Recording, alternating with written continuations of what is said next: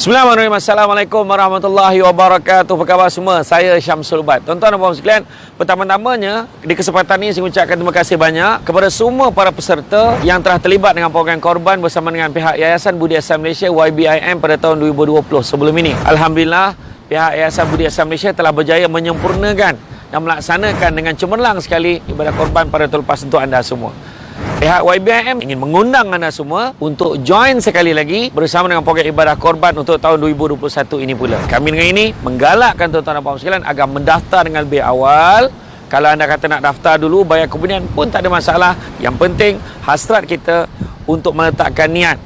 Dapat pahala meletakkan niat itu dapat direalisasikan tuan-tuan dan puan sekalian. Tetapi kalau boleh anda daftar, bayar terus, lagi baik tuan-tuan dan puan sekalian. Bayaran ansuran pun dibenarkan, yang mana bayaran ansuran amountnya adalah berdasarkan mengikut sama dengan setiap satu bahagian. Nilai satu bahagian kita buat ansuran sampailah cukup 7 bahagian dan seterusnya. Kemudian tuan-tuan sekalian, sama-samalah kita niatkan kepada diri kita untuk memperbaiki dan juga menambahkan lagi kualiti ibadah korban kita. Sesungguhnya Allah Ta'ala telah berfirman, A'udzubillahi minasyaitonirrajim, Bismillahirrahmanirrahim, Inna a'tainakal kautsar fasalli li rabbika wanhar. Sesungguhnya Allah telah mengurniakan kurniaan yang banyak, maka beribadahlah, solatlah dan berkorbanlah tuan-tuan sekalian. Itu Allah Taala suruh kita. Selain daripada solat, ibadah korban juga ditekankan. Begitu juga dalam surah Ali Imran ayat 92 Allah Taala beritahu, belum sempurna kebajikan seorang mukmin selagi mana dia tidak menginfakkan sebahagian daripada harta yang dicintainya. Jadi tuan-tuan dan puan sekalian, apa yang kita ada ini tuan-tuan sekalian di dunia ini bukan milik kita sebenarnya. Tetapi sebahagian daripadanya kita boleh infakkan, kita boleh korbankan, kita boleh sumbangkan kepada mereka yang lebih memerlukan. Tuan-tuan dan puan-puan sekalian, pihak Yayasan Budi Ihsan Malaysia untuk pengetahuan semua telah pun sedia ada ISO dan sistem pengurusan ibadah korban yang sistematik dan teratur. Jadi anda tidak perlu risau tentang kualiti dan cara kaya pengurusannya. Dan insya-Allah anda semua tidak perlu risau yang tentang ibadah korban anda pasti akan dilaksanakan dengan baik dan teratur sekali. Dan dijamin tuan-tuan sekalian, ibadah yang kita laksanakan ini adalah yang benar-benar berkualiti, telus dan profesional. Pastikan anda daftar segera, join kami tuan-tuan sekalian untuk ibadah korban tahun 2021 ini.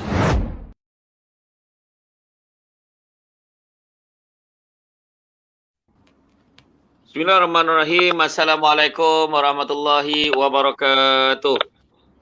Alhamdulillah rabbil alamin, wassalatu wassalamu ala asyrafil anbiya wal mursalin wa ala alihi wa sahbihi ajmain. Subhanaka la ilma lana illa ma 'allamtana innaka antal alimul hakim. Rabbi shrah li sadri wa yassir li amri wahlul 'uqdatam min lisani yafqahu qawli. Alhamdulillah, syukur kepada Allah SWT pada malam ini kita dapat bersama-sama. Terima kasih kepada pihak Yayasan Budi Ihsan Malaysia. Kita ucap terima kasih kerana dia ilham dia tu dapat kita mengadakan program pada malam ini, iaitu pihak Yayasan Budi Ihsan Malaysia baru saja menerima surat beberapa hari lepas selaku wakil tunggal untuk melaksanakan korban di Afrika. Jadi kita laksanakan hajat dia, kita buat majlis pengisian majlis ilmu dan kita ada malam ini panel-panel yang hebat-hebat yang mana telah berasap sebelum kita start berbincang lagi. Itu dia. Yang pertamanya kita ada Ustaz Muhyiddin. Apa khabar Ustaz Muhyiddin? Alhamdulillah, Ustaz Syamsul. Itulah, ramai yang tanya kan, ni musim-musim PKP macam mana dia boleh buat live kat luar ni, kata kan. Jadi mana kata ni kan, tapi nampaklah Ustaz Muhyiddin dengan Ustazah Asfadia. Ustazah sihat Ustazah? Sihat, tapi tidaklah sesihat orang tepi pantai tu. Tepi pantai?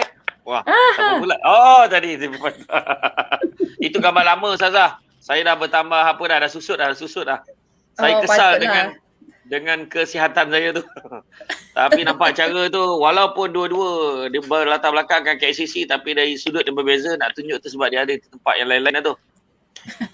Okey, tak apa, malam ni kita bincang isu aurat. Kemudian kita ada Ustaz Haji Nur Azami alias Imam Besar Masjid Bosi lah orang Masjid Haji Putrajaya. Apa khabar Ustaz? Baik, alhamdulillah, syukur. Itulah Ustaz nampak dia Ustaz ni dia memang daripada dulu dia memang orang kata tak makan dek usia lah, dia nampak muda tu Ustaz ni, tu steady lah dia. Kan? Sebab dia orang minum susu kambing baby face. Susu kambing kan? Alhamdulillah. Okey. Dan begitu juga kita ada hero idaman Malaya. Tidak lain tidak bukan. Kita ada saudara Ashraf Muslim. Assalamualaikum. Waalaikumsalam Ustaz. Khabar baik Baik alhamdulillah sihat Ustaz. Macam ni dah. Sekarang apa aktiviti dalam tempoh-tempoh PKP ni? Naik kuda. Naik kuda Naik kuda Lepas tu sibuk dengan misi bantuan banjir. Mesti bantu banjir Masih lagi. Tapi yalah, mangsa banjir memanglah banjir dah berhenti, tapi kesan banjir tu masih ada lagi lah. Masih So ramai pergi ke lagi mana? yang dapat bantuan di Raub. Pergi ke mana? Raub, Mentakap, Maran. Banyak di kawasan tu lah. Beribu Ustaz yang mangsa banjir. Dia ada NGO mana? Ada NGO mana pergi? Sendiri, saya dengan tim saya Sendiri? Tim sendiri? Alhamdulillah. Okay. Itu Ustaz. Tuan Kumizan boleh join tu, Ashraf. Ya, Betul lah. Majlis Tuan Kumizan mohon nak join tu.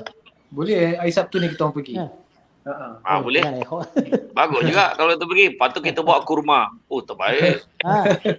Terbaik. Yang bawa ada. Hari Sabtu ni ada ruang lagi. Okay. Okey, jadi Ustaz Muhyiddin dengan Ustazah Asfadiah apa program dalam tempoh ni? Okey. Stop.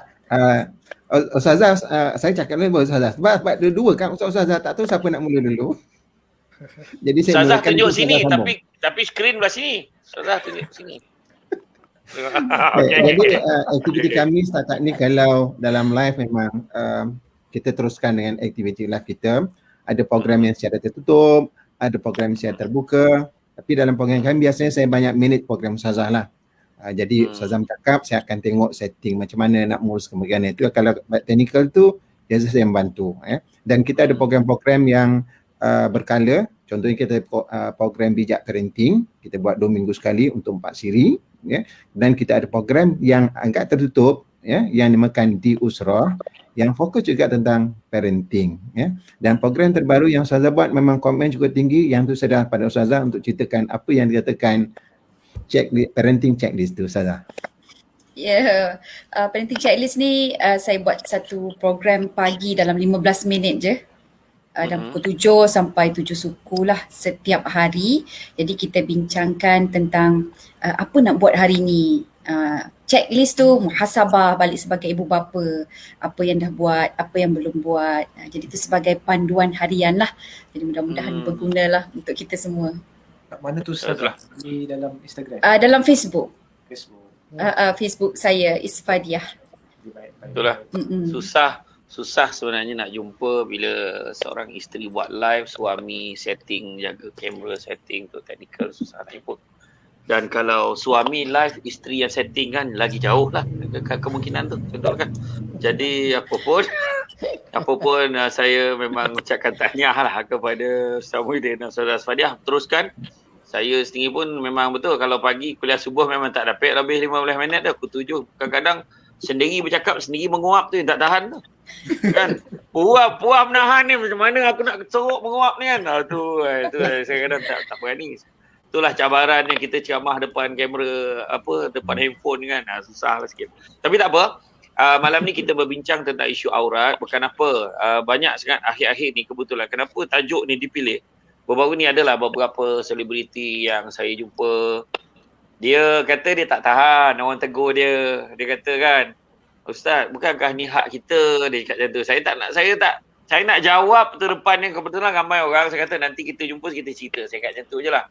Kan, sebab ada kadang-kadang saya tengah live dengan ada beberapa orang kadang live tu. Ada orang komen, Ustaz tolong tegur depan Ustaz tu, tak boleh pakai tudung ke? Dia kata, tak boleh tutup aurat ke? Kadang orang attempt macam tu. Begitu juga dengan artis.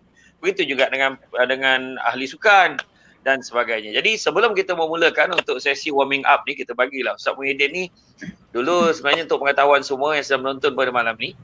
Malam ni untuk malam semua kita live malam ni di Facebook Samsul Amri Ismail dan juga Facebook Yayasan Budi Asam Malaysia dan juga di YouTube Samsul Debat TV.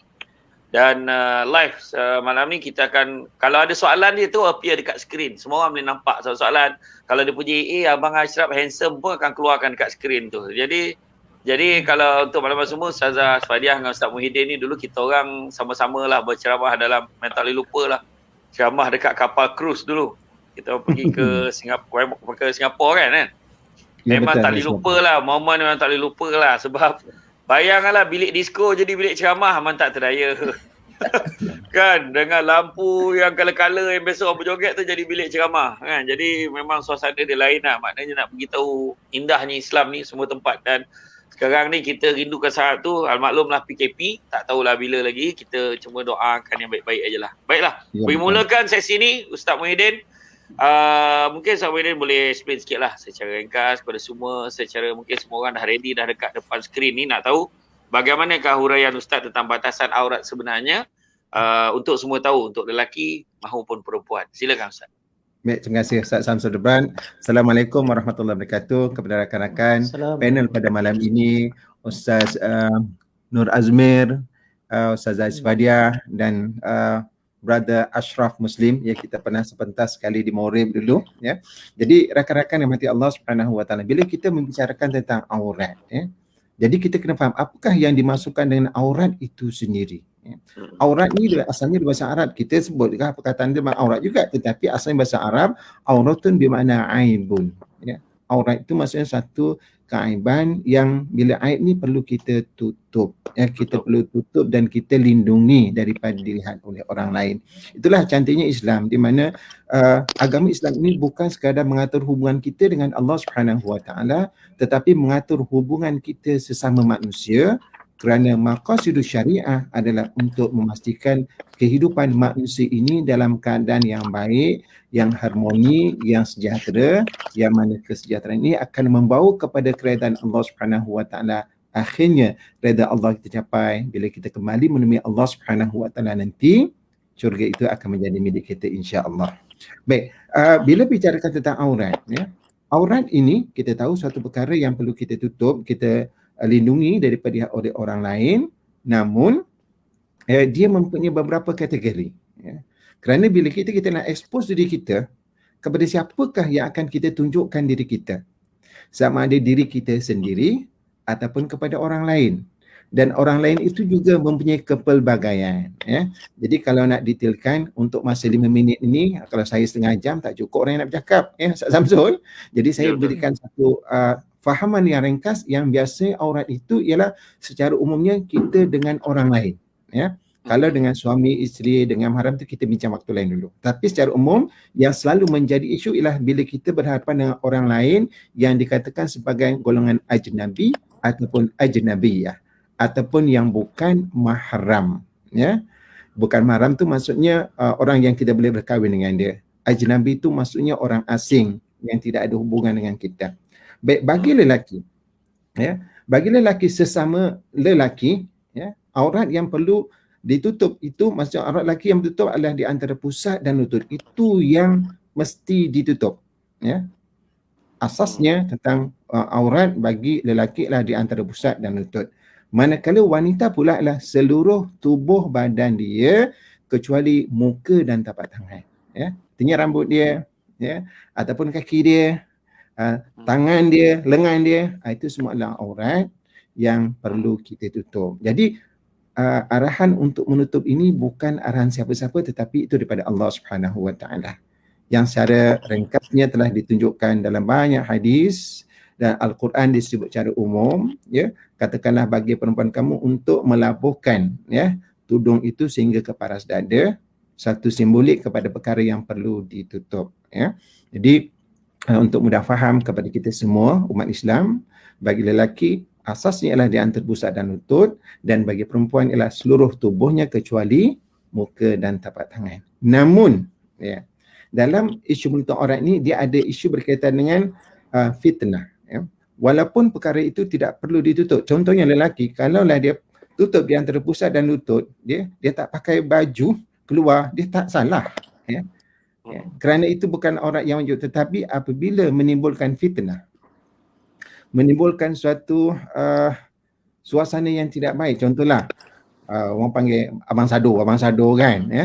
Jadi pandangan itu boleh menimbulkan sesuatu yang tidak sehat. Mungkin kita panggil sekarang ni ialah gangguan seksual ya. Bila kita lihat kita expose badan kita dengan memendahkan tubuh kita, boleh mengganggu perasaan orang lain yang berlainan jantina, Maka kerana itulah sekiranya ia menimbulkan fitnah, maka wajib juga dia menutup aurat dia ataupun tubuh badannya yang pada asalnya itu bukan aurat, ya.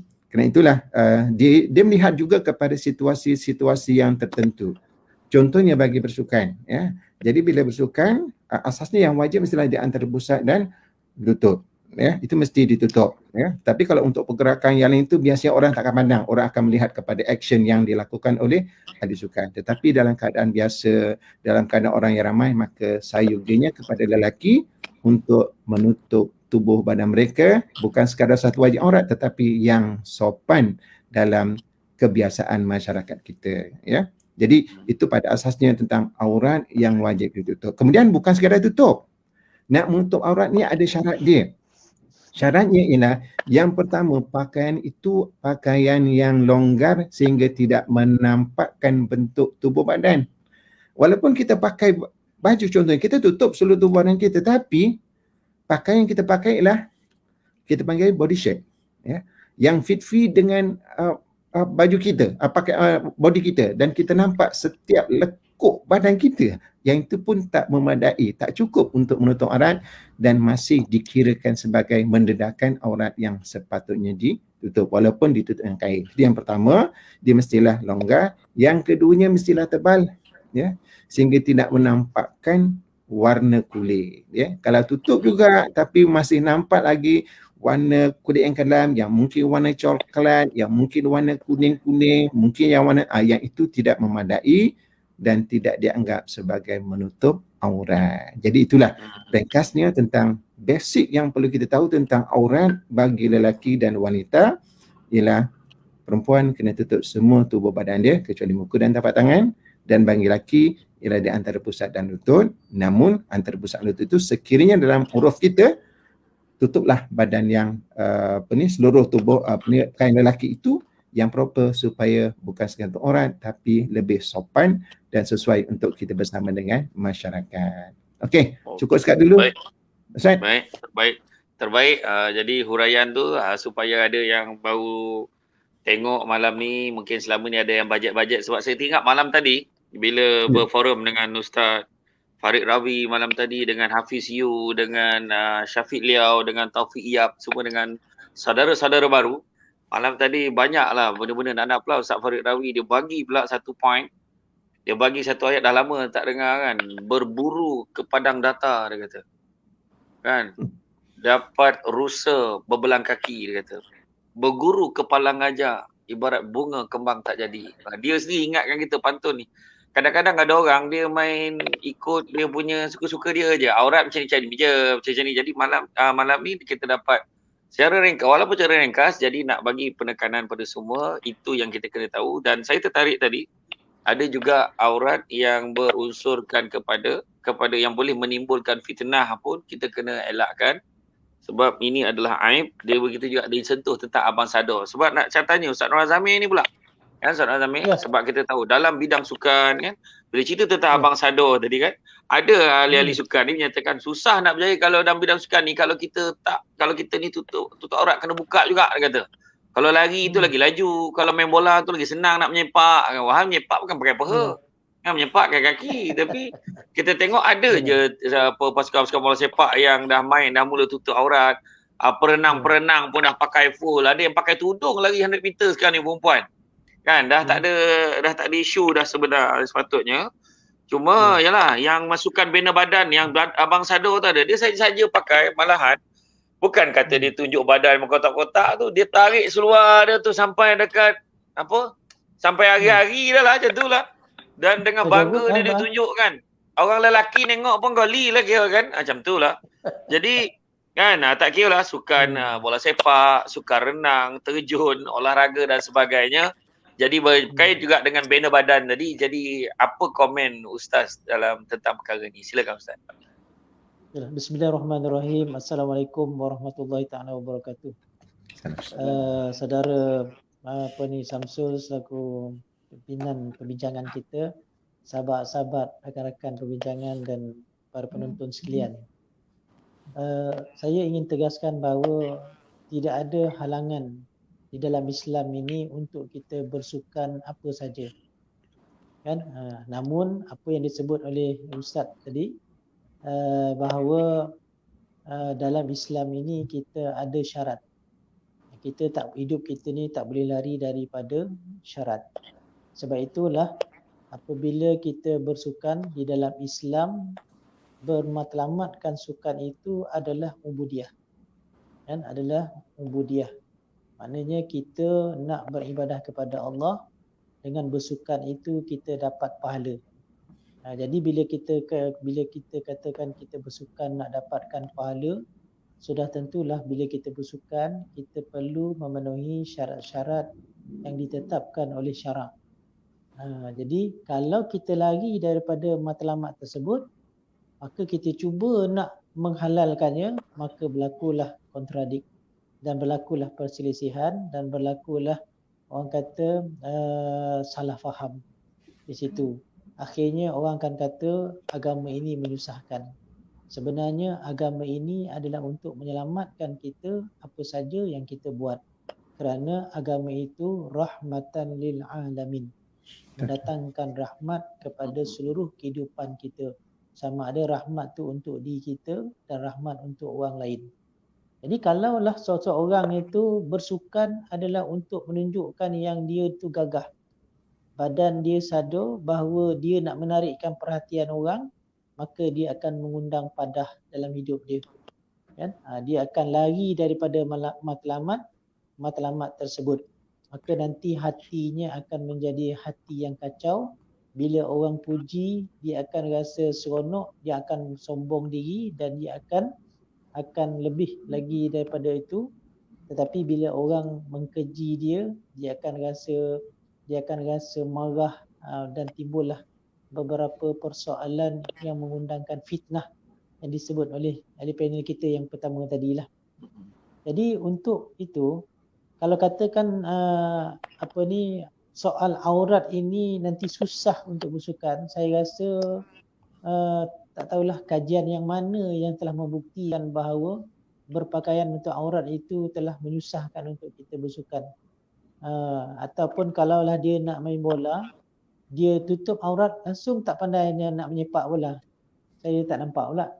Tetapi ada juga pemain yang profesional, dia menjaga aurat dia, bukan saja dia dapat bermain dengan baik, tetapi dia dapat menunjukkan satu penampilan diri yang tidak menimbulkan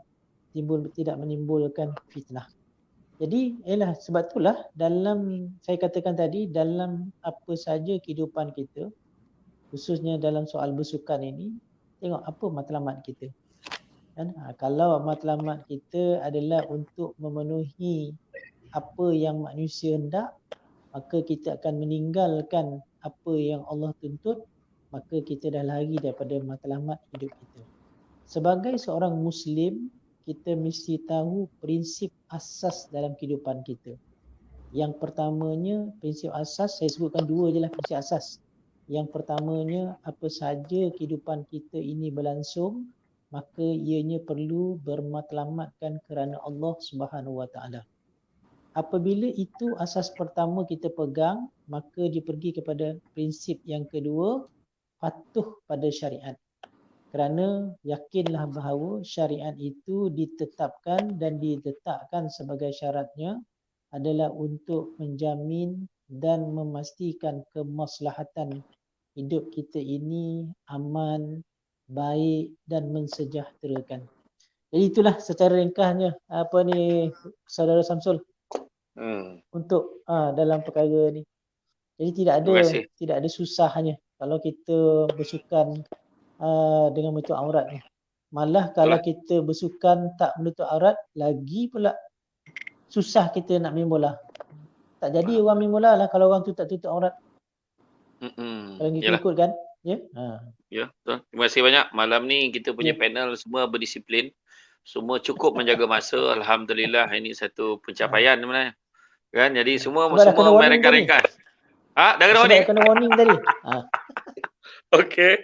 Jadi apa yang menarik tadi betul lah, sebab saya tengok kadang ada kawan-kawan kan yang dia share gambar dia pergi gym, lepas tu dia boleh buka baju dia, tunjuk badan dia. Tengok balik apa kriteria yang Ustaz Razami sebut tadi. tak salah. Nak untuk kesihatan tak salah. Tapi bila niat dia, kalau dia dah tunjuk buka baju tu, tak ada niatkan Allah dah tu. Ikut syariat pun tidak kan. Jadi dua asas tu yang penting. Jadi kita balik pada Ustazah Asfadia. Kita tengok pula satu-satunya bunga di kalangan pasu-pasu pula. Kalangan kumbang-kumbang Amboi. Kumbang-kumbang. Kalau kumbang okey lagi. Pasu. Okey. Ustazah, kalau Ustazah tengok penyanyi pun ramai yang berhijrah, pelakon pun ramai yang berhijrah kan. Jadi berhijrah ni ialah maknanya kita tak boleh nak baca, tak boleh nak tuduh ada niat ada ni berhijrah ni sekejap je, tu biasalah orang cakap kan. Tapi bukan itu kita nak bincang malam ni. Kemudian daripada tak bertudung, dia bertudung, berhijab. Tapi ramai juga yang kena tegur, alah dia ni pakai nampak sangat. Dia tengok dia dah tahu pakai ni nampak sangat sebab trend.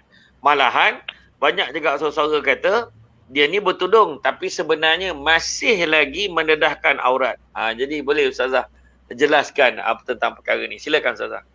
Okey, terima kasih kepada Saudara Syamsul, sahabat-sahabat panel pada malam ni, Ustaz Nur Azamir, Saudara Ashraf, dan begitu juga cinta hati saya, pasu yang istimewa. Tarik balik perkataan tu. Tarik dulu kata. Kalau tak ada pasu, tak adalah tanah ni. Kita duduk kat kampung, Pandan kan, kena ada pasu. Okey. Tapi korang sesuai. Sama-sama yang dimuliakan. Korang sesuai, Ustaz. Sesuai. Kalau pasu ni dia akan ke situ, dia kumbang betul. Pergi ke sana, ke bunga sana, ke bunga sini. Boleh sesuai lah. Banyak sangat kumbang tu nak pergi bunga tu. Tengok. Okey Ustazah, teruskan Ustazah. Okey, baik.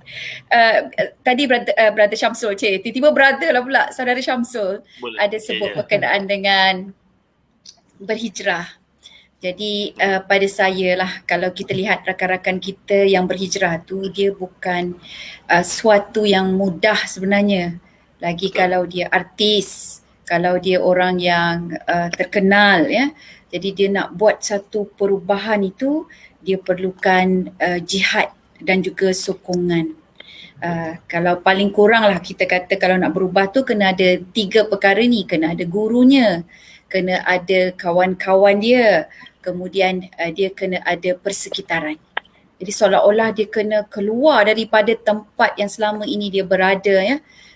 Dan kemudian berpindah pula ke tempat lain. Kena bertukar pula kawan kan. Saya rasa kalau yang ini Saudara Ashraf Muslim dia tahu kan. Dan saya pernah dengar cerita sahabat artis kita yang berhijrah. Jadi bila dia nak berhijrah tu, dia buka almari dia, tak ada satu pun pakaian yang boleh menutup aurat. Tapi dia nak keluar ni, Dan dia buat satu keputusan yang drastik jugalah. Di mana satu wardrobe kain baju dia tu dia ambil dan dia pun buang. Terpaksa beli yang baru tu. Bila beli yang baru tu tengoknya mengakibatkan duit lagi dan sebagainya lah. Okay, so konteks saya adalah sebenarnya saya memberitahu kepada semua bahawa mereka yang berusaha untuk berhijrah, kita perlu bagi sokongan. Kita jangan bagi hukuman. Kita bantu dia. Kita selalu dekati mereka. Kita bagi semangat dan juga motivasi. Ya, sebab kita tak tahu apa masalah yang dia hadapi. Daripada kita kecam dia, kan elok-elok dia pakai tudung, kita kata alah pakai tudung pun kecil, dia kata ini bukan tudung sempurna. Dia akan kata gitu, kata gini ya. Jadi saya rasa benda ini tidak sihatlah di kalangan mereka yang ingin berubah. Okey, so itu pada satu aspek Saudara Syamsul. Kalau yang satu lagi aspek adalah kita katakan tadi siapa? Dia contohnya dia berubah itu kerana trend ya. Dan bila dia berubah kerana trend sebab semua orang pakai tudung, dia pun nak pakai tudung kan. Jadi persoalan dia siapa kita nak judge dia. So kalau misal kata dia tidak betul, alangkah baiknya kita gunakan peluang itu untuk menegur dengan cara yang paling berhikmah.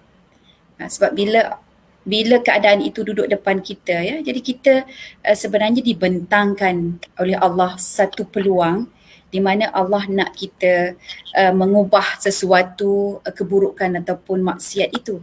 Kan marra'a minkum munkaran falyughayyirhu biyadihi fa illam yastati' fa bilisanihi fa illam yastati' fa biqalbihi fadzalika adhaful iman. Jadi dia ada beberapa tingkat. Kita yang pertama dengan kekuasaan kita ataupun dengan tangan kita, yang kedua dengan lisan kita, kemudian tiga dengan hati kita. Dan kita tahu yang paling last itu adalah yang paling grade rendah, grade yang paling rendah.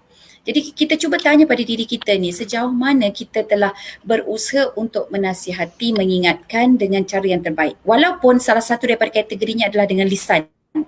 Bukan bermakna kita memalukan dia ataupun mengaibkan dia. Dan sejauh mana kita telah berdoa kepada sahabat-sahabat kita ni, untuk sahabat kita ini, supaya dia istiqamah, supaya dia konsisten. Dan sahabat-sahabat artis kita di mana yang saya kenal, saya dekati, ujian dia bukan setakat nak berubah. Tapi bila dia berubah itu, ujian dia mengakibatkan satu kekuatan akidah. Sebab tak banyak peluang, tak banyak rezeki. Nak apa orang kata tu, nak bekerja lah. Yang dia pandang bahawa kerjaya dia sebagai artis ataupun kerjaya dia sebagai orang yang popular adalah berlakon dan sebagainya. Jadi bila dia pakai tudung, dia cuba berhijrah, maka dia akan dapat satu lagi ujian di mana dia tak dapat peluang dan tawaran-tawaran itu. Jadi di situ saya rasa kita perlu melihat pada sisi ataupun pada aspek kita, di mana kita membantu sahabat-sahabat kita ini yang hendak berubah.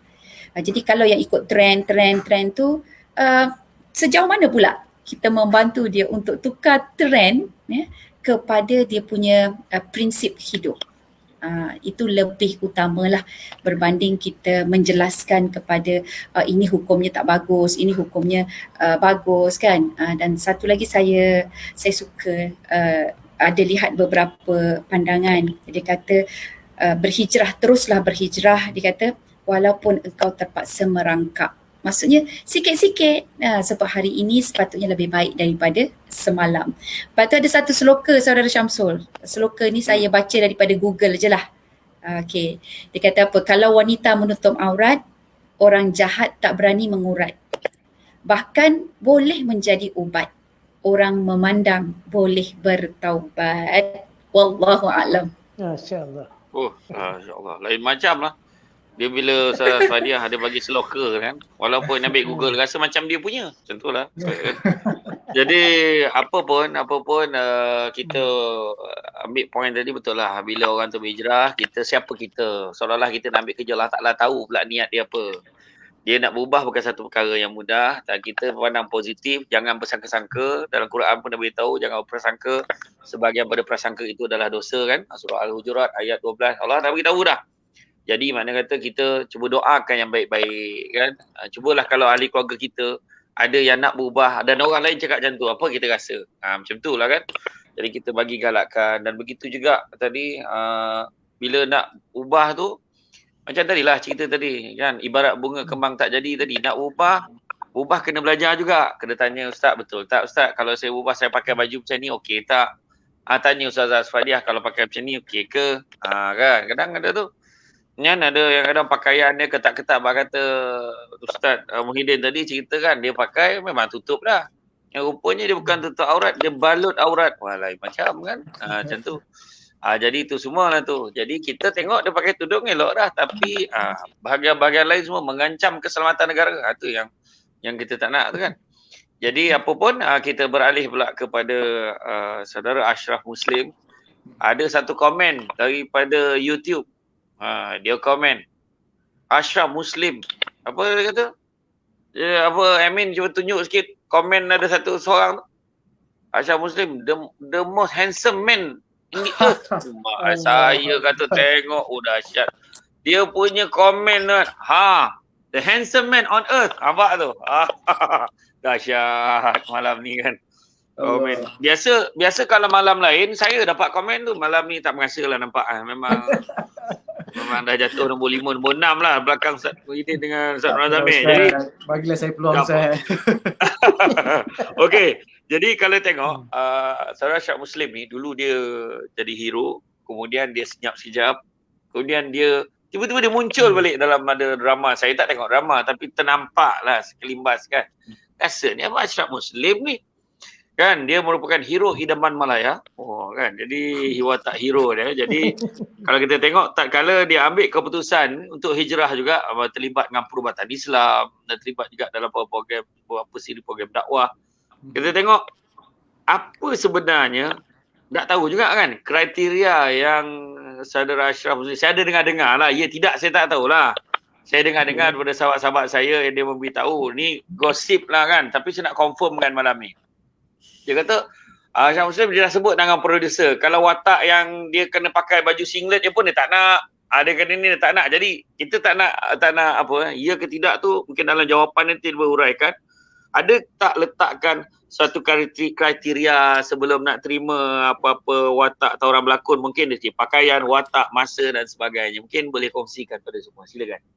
Okey, Assalamualaikum warahmatullahi wabarakatuh. Terima kasih Ustaz Samsul selaku moderator malam ni. Tiba-tiba last minute panggil saya kan.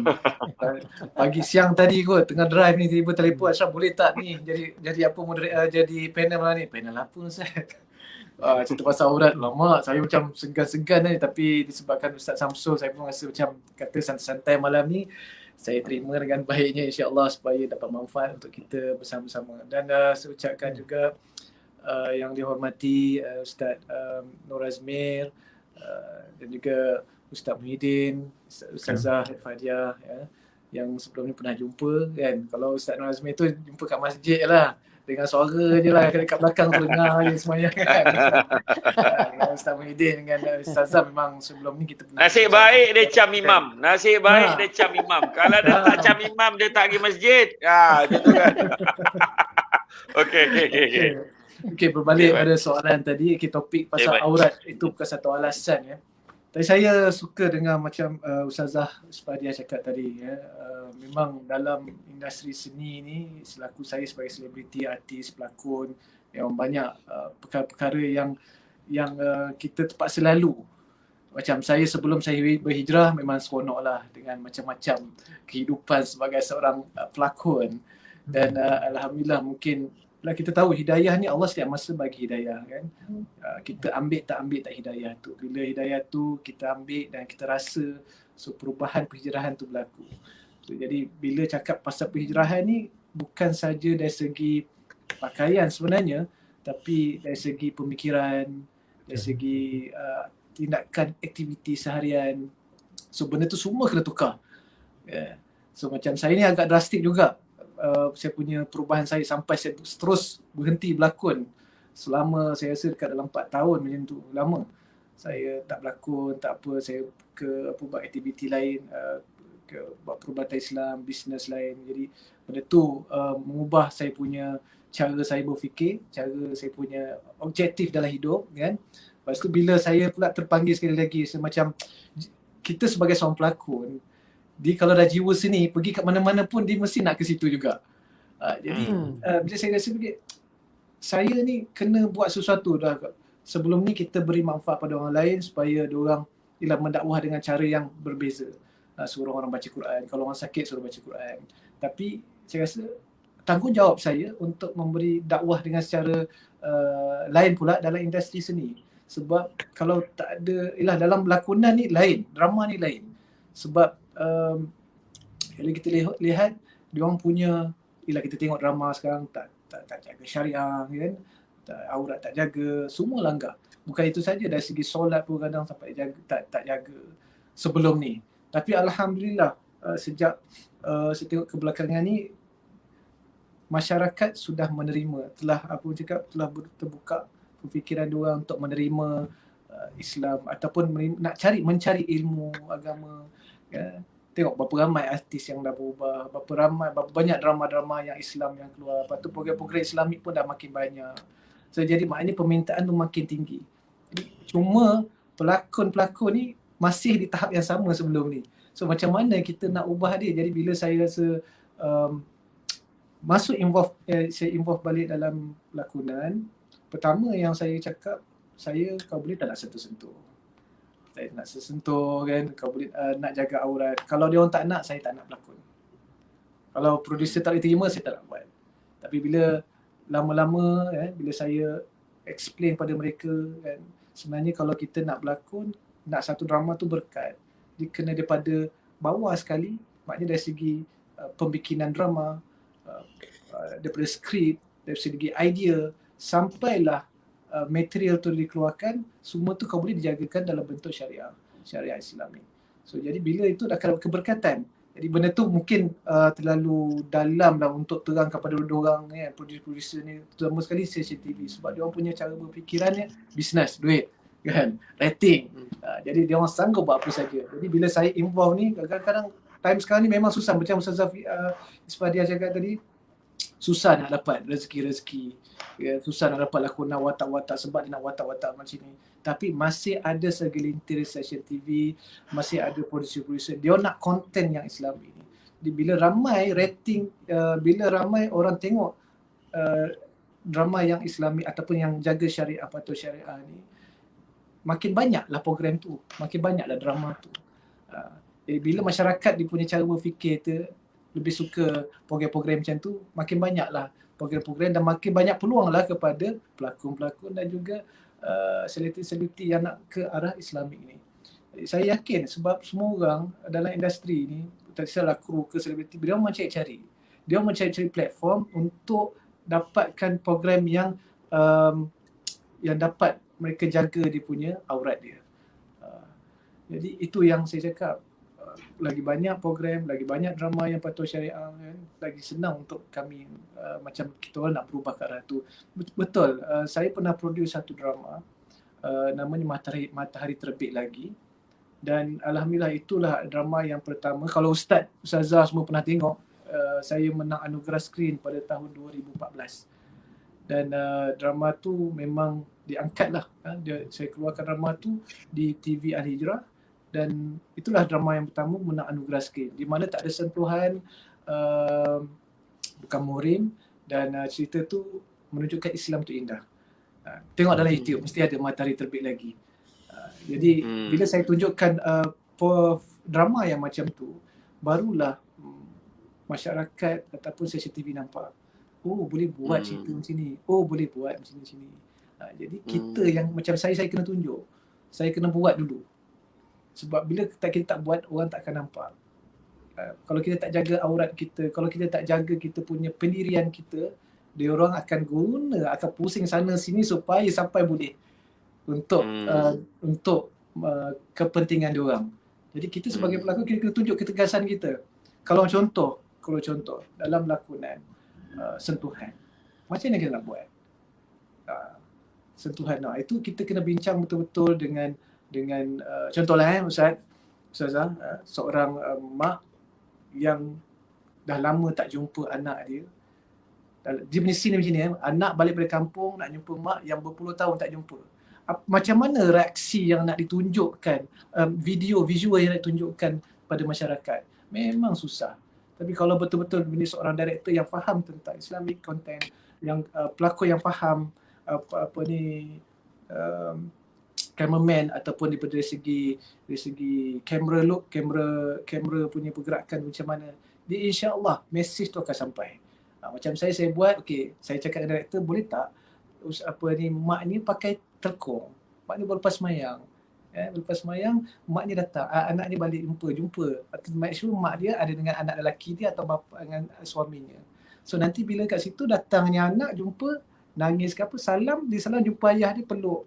Nak salam mak dia pakai telekong, terus angkat kamera, look kat muka mak dia tengah menangis sedih. Lepas tu tengok ke muka anak dia lah sedih. So jadi tak nampak dia sentuhan tu. Kamera look tu dia kena bergerak, laju kan. Tunjuk pula pen kat muka mak ayah dia pula. Jadi dia punya situasi tu kita akan rasa, wah Indonesia dah buat banyak dah ni. Cuma kita yang tak ni kan. So dari segi pakaian, aurat tu sebenarnya benda kecil dia sebenarnya. Bagi saya lah, dulu saya rasa benda tu susah. Tapi bila saya dah lama, saya dah terus dengan prinsip saya, dan saya pun mengajar juga director-director lain, buat beritahu pada pelakon-pelakon lain kalau macam mana nak elakkan. Ada setengah pelakon yang tak jaga aurat, yang ialah tak pakai tudung, tak berhijab, tapi dia dah letak syarat, kau boleh tak nak pegang, tak nak sentuh-sentuh. Kenapa yang berhijab boleh tak nak sentuh, yang tak berhijab kena sentuh? So ada yang persoalan ke situ. Ada yang dah start dah aware pasal tu. Jadi benda-benda macam ni saya seronok lah. Dia perlahan sikit kan. Sebab nak buat perubahan ni bukan senang dalam industri sini. Tapi bila benda ni berjaya, kita dapat mendakwah di dalam orang dalam seni sekali. Bukan saja dari segi pelakon, selebriti, tapi termasuk dengan punya kru-kru semua tu. Termasuk juga penulis-penulis skrip ni.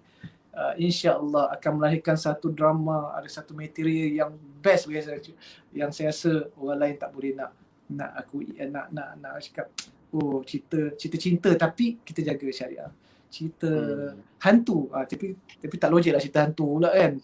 Saya rasa kita yang buat skrip, kita yang bikin drama, kita yang bagi tunjuk kepada masyarakat. Jadi kalau kita tunjuk benda yang macam benda yang saya cakap tadi, insya-Allah kalau dihidangkan makanan di depan mata yang sedap, dah lama orang makan benda yang sama, lalu dia akan makan benda yang sama je hari-hari. Itu saya maksudkannya. Jadi itulah Session TV, itulah tanggungjawab saya di dalam industri sini. Baik, terima kasih. Jadi kalau dengar cara tu maknanya ada harapan lah. Kita akan ada satu lagi drama, tajuk dia Matahari Terbit Sekali Lagi. Tadi Matahari Terbit kan, ni Matahari Terbit Sekali Lagi yang mana pelakon utamanya Ustaz Muhyiddin dan heroinnya Ustazah Asfadiah. Boleh, tak masalah, insyaAllah. Saya dengan Ustaz Nur Zamir, kita kerja jaga warung dengan jaga kedai guncit. Cukup lah. Kan? Jadi Setuju. Setuju lah. Setuju. Jadi, tapi makna kata, betul lah bila kata Saudara Ashraf sebut tadi ketegasan dan kita buat. Dan kita tengok dah mula ada kesan yang tak berhijab pun. Dah mula tak kenapa orang yang tuduh boleh ngelak kita orang ni tak boleh nak elak kena sentuh juga. Jadi makna kata dia dah mula nampak walaupun dari sudut pandang yang berbeza tapi dia menuju kepada satu matlamat yang sama mudah-mudahan. Dan apa kata Ustazah Asfadiah tadi, berhijrahlah walaupun kamu merangkak, mana sikit-sikit perlahan mudah-mudahan. Dan saya teringat baru-baru ni beberapa hari lepas kita forum dengan Abang Razak Ahmad. Abang Razak Ahmad kan qari kita. Dia kata dia kena bawa watak gangster. Dia cerita tu paling susah lah dia kata. Dia fikirkan jadi lepas tu dah dia pujuk, saya tak nak, dia kata saya tak nak sekali dia jadi gangster, lepas tu tiba-tiba ada satu scene tu dekat kelab malam. Aduh pening kepala aku, dia kata jadi kelab malam, lepas tu ada JRO belah kiri kanan, dia ketua Samsing pula. Ada JRO kiri kanan, dia nak buat, dia kata dia suruh pegang macam ni, kau ni keras je dia suruh buat macam ni, sudahnya dia tak boleh buat, dia kata. Sudahnya dia depakan tangan macam ni. Itu saya gelak tu, dia depa tangan macam ni. Jadi makna kata, itulah antara halangan-halangan tu kan. Tu sebabnya sebenarnya daripada awal lagi. Tengok skrip, tengok dia punya babak-babak. Jadi kena nilaikan supaya kesesuaian tu. Supaya kita ni nak menjawab itu satu hal kat nanti kan. Bukan hanya menjawab dengan netizen ni, menjawab dengan Allah Ta'ala lagi. Dan macam-macam lah. Baiklah. Tuan-tuan dan puan-puan sekalian, diam tak diam kita dah selesai pusingan yang pertama. Kita berehat seketika. Jangan ke mana-mana, kita jumpa selepas ini. Bismillahirrahmanirrahim. Assalamualaikum warahmatullahi wabarakatuh. Apa khabar semua? Saya Syamsul Bat. Tuan-tuan dan puan-puan sekalian, hari ini saya ingin mempromosikan kepada anda sekali lagi tentang susu kambing Al-Am. Susu kambing Al-Am ni merupakan produk sunnah, produk sunnah yang mana dia menggabungkan susu kambing, campur kurma, campur madu. Ketiga-tiga produk ni digabungkan menjadi susu kambing Al-Am. Susu kambing Al-Am ni tuan-tuan dan puan-puan sekalian, lazat, sedap, kaya dengan khasiat. Dan yang mana antara khasiatnya tuan-tuan dan sekalian, pertama, dia baik untuk orang gastrik. Orang yang gastrik, ada masalah nak berpuasa, tak ada masalah. Ambil pada waktu sahur, sebelum makan, selepas makan, tak ada masalah. Jadi, secara tak langsung, orang yang nak diet pun boleh ambil susu Al-Am ni. Maknanya ambil pada waktu pagi. Sekali cukup, insyaAllah. Kita boleh tahan perut kita sampai petang nanti. Okay?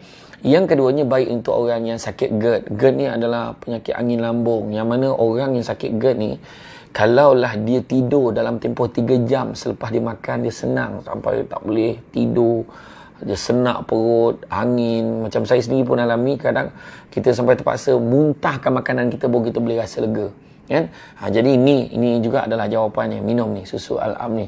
Kemudian ketiganya, dia juga baik untuk orang yang sakit tulang, osteoporosis. Pada mak-mak, ayah-ayah, kepada siapa-siapa yang sedang menyaksikan video ini, yang sakit lutut, sakit tumit, pijak sakit, tangan kebas-kebas, insya-Allah tuan-tuan dan puan-puan, tak ada masalah. Insya-Allah cepat baik. Ikhtiar, selawat banyak, doa banyak, insya-Allah yakin Ni sebab ni produk sunnah. Kemudian disebabkan dia ada kandungan glukos yang sangat rendah, maknanya dalam kata lain boleh kata kalau kita minum tu memang tak ada rasa manis pun. Orang yang kencing manis pun boleh minum. Untuk kanak-kanak yang berumur 1 tahun ke atas boleh minum, tak ada masalah. Anak-anak yang umur 1 tahun ke atas, 1 tahun dan ke atas boleh minum. Dan biasanya dia orang tak payah campur pun, dia memang suka minum susu kambing Al-Am ni. Begitu juga tuan-tuan muslimin, pada mereka yang perempuan terutamanya, siapa yang jenis yang period dia tak tentu kan, kejap awal, kejap lambat, kejap tak mana perginya kan, pun boleh ambil susu Al-Am ni. Dan saya nak tegaskan juga kepada ibu-ibu mengandung, pada ibu-ibu mengandung boleh amalkan susu Al-Am ni khusus untuk kesihatan ibu itu sendiri, bayi dalam kandungan. Dan semua maklum, 90% baby yang dilahirkan hari ini mesti akan kena demam kuning. Jadi ambil tindakan pencegahan awal. Apa yang berlaku sekarang, bila dah anak dah kuning, baru masa tu beria nak cari susu kambing, masa tu muntah pula sebab tak tahan bau. Dengan susu Al-Am insya-Allah tak ada bau tuan-tuan. Dan yang mana kalau anda kata kita tengok juga, dia juga boleh bantu melawaskan pembuangan air besar. Dan begitu juga orang yang enzima, gatal-gatal kulit kepala, badan-badan gatal dan sebagainya, ambil ni, amalkan setiap hari insya-Allah. Tapi saya nak beritahu juga, kalau ada kesan sampingan macam nak demam, lepas tu macam buang-buang air, jangan berhenti minum insya-Allah. Ini adalah jawapan untuk masalah kesihatan kita insya-Allah. Dan begitu juga tuan-tuan dan puan-puan sekalian, saya nak maklumkan kepada semua, siapa yang nakkan susu Al-Am ni boleh dapatkan segera dengan menghubungi talian yang tertera, dan pastikan anda dapatkan sebelum stok kehabisan. Harga untuk siap satu kotak tuan-tuan sekalian adalah hanya RM45 saja. Maknanya RM45 sahaja tuan-tuan dan puan-puan sekalian. Jadi pastikan dapatkan segera, insya-Allah anda akan mendapati inilah jawapan untuk masalah kesihatan anda. Kita jumpa lagi. Assalamualaikum warahmatullahi wabarakatuh. Waalaikumsalam warahmatullahi wabarakatuh. Terima kasih kepada model kita pada malam ini. Baiklah, kita sambung untuk pusingan yang kedua. Kita teruskan dengan Ustaz Muhyiddin. Jadi rindu pula, ramai yang rindu tak sabar dengar suara Ustaz Muhyiddin ni, nak dengar lagi suara Ustaz Muhyiddin ni. Jadi Ustaz, macam mana pula ada nak tahu pula tentang batasan aurat ni, lelaki dengan lelaki muslim di hadapan lelaki bukan muslim, dan batasan aurat wanita muslim dengan wanita bukan muslim. Dan silakan Ustaz untuk uraikan sikit. Terima kasih Ustaz Samsul. Saya memang rindukan suara Ustaz Samsul tu. Suara dia memang merdu dan memang kalau dengar dia tak mengantuk. Kalau dengar suara saya mengantuk. Okey, terima kasih Samsul, kepada Badr Ashraf, kepada Ustaz Azmi, Ustaz Isfadiah. Perkongsian kita sangat menarik berkaitan dengan artis, dengan semasa sukan. Itulah cantik Islam ini, dia akan sentuh semua perkara yang berkaitan dengan kehidupan kita. Kan Islam itu dinul hayah, satu tata cara kehidupan, dan hatta perkara yang kecil pun dibincangkan di dalam Islam. Supaya apa? Kerana maqasidus syariah dalam kehidupan kita ialah untuk kita hidup di dunia ini dalam keadaan yang baik, aman, sejahtera. Bukan sekadar sejahtera, tapi dapat redha daripada Allah Subhanahu Wa Taala. Begitu juga mengatur perhubungan kita sesama manusia yang bukan Muslim. Sebab dalam dunia ini bukan orang semua Islam, dan Islam pun memang menggalakkan kita untuk berurusan dengan orang yang non-Muslim. Hatta dalam jiran itu sendiri, kalau jiran itu non-Muslim, dia ada hak jiran. Kalau kita abaikan hak jiran, menghormati mereka, tidak menyakiti mereka, maka kita dikira berdosa.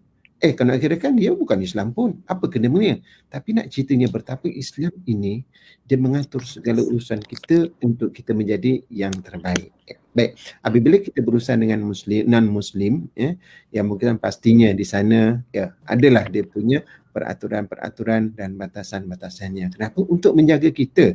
Kan dalam Al-Quran yang berkaitan dengan aurat ini, yang akhirnya zalika adna ay yu'rafna fala yu'zain. Wanita itu diwajibkan untuk menutup aurat. Antara yang pertama, tujuannya ialah adna ay yu'raf, mudah untuk dikenali. Oh, ini orang Islam. Orang Islam, kita pun sama Islam, mudah untuk berurusan. Dan orang yang bukan Islam, dia akan menghormati kerana orang Islam dia ada prinsip dalam hidup dia. Dan pengalaman saya lah berurusan dengan Muslim, kalau waktu solat, kita solat, dia akan hormat kita. Sebab saya pernah bekerja di kilang. Di kilang dia kata, saya tak tahulah sama itu orang Melayu. Ini bukan semua orang, tapi maksud saya surau disediakan tapi tak ada yang solat tempat itu. Jadi bila saya nak tanya minta kebenaran untuk sembahyang, dia kata sebelum ni tak ada orang pun minta untuk solat, untuk sembahyang. Kadang dia marah juga. Tapi nak ceritanya orang bukan Islam, bila kita ada prinsip perkara yang kita lakukan, mereka akan hormat kepada kita. Itulah an yu'rafna an yu'zain, maksud mereka itu mudah. Yang kedua, fala yu'zain, dan mereka ini tidak disakiti ataupun dianiaya, ya. Baik, bila kita bersama dengan non-Muslim, kita tahu orang Islam dia ada peraturan, dia ada adab, ada etika, ya, ada perkara yang tak boleh, orang yang aib kita kena tutup. Tapi bila non-Muslim, bagi dia mungkin biasa, okeylah nak buat apa, share aurat dia dan sebagainya.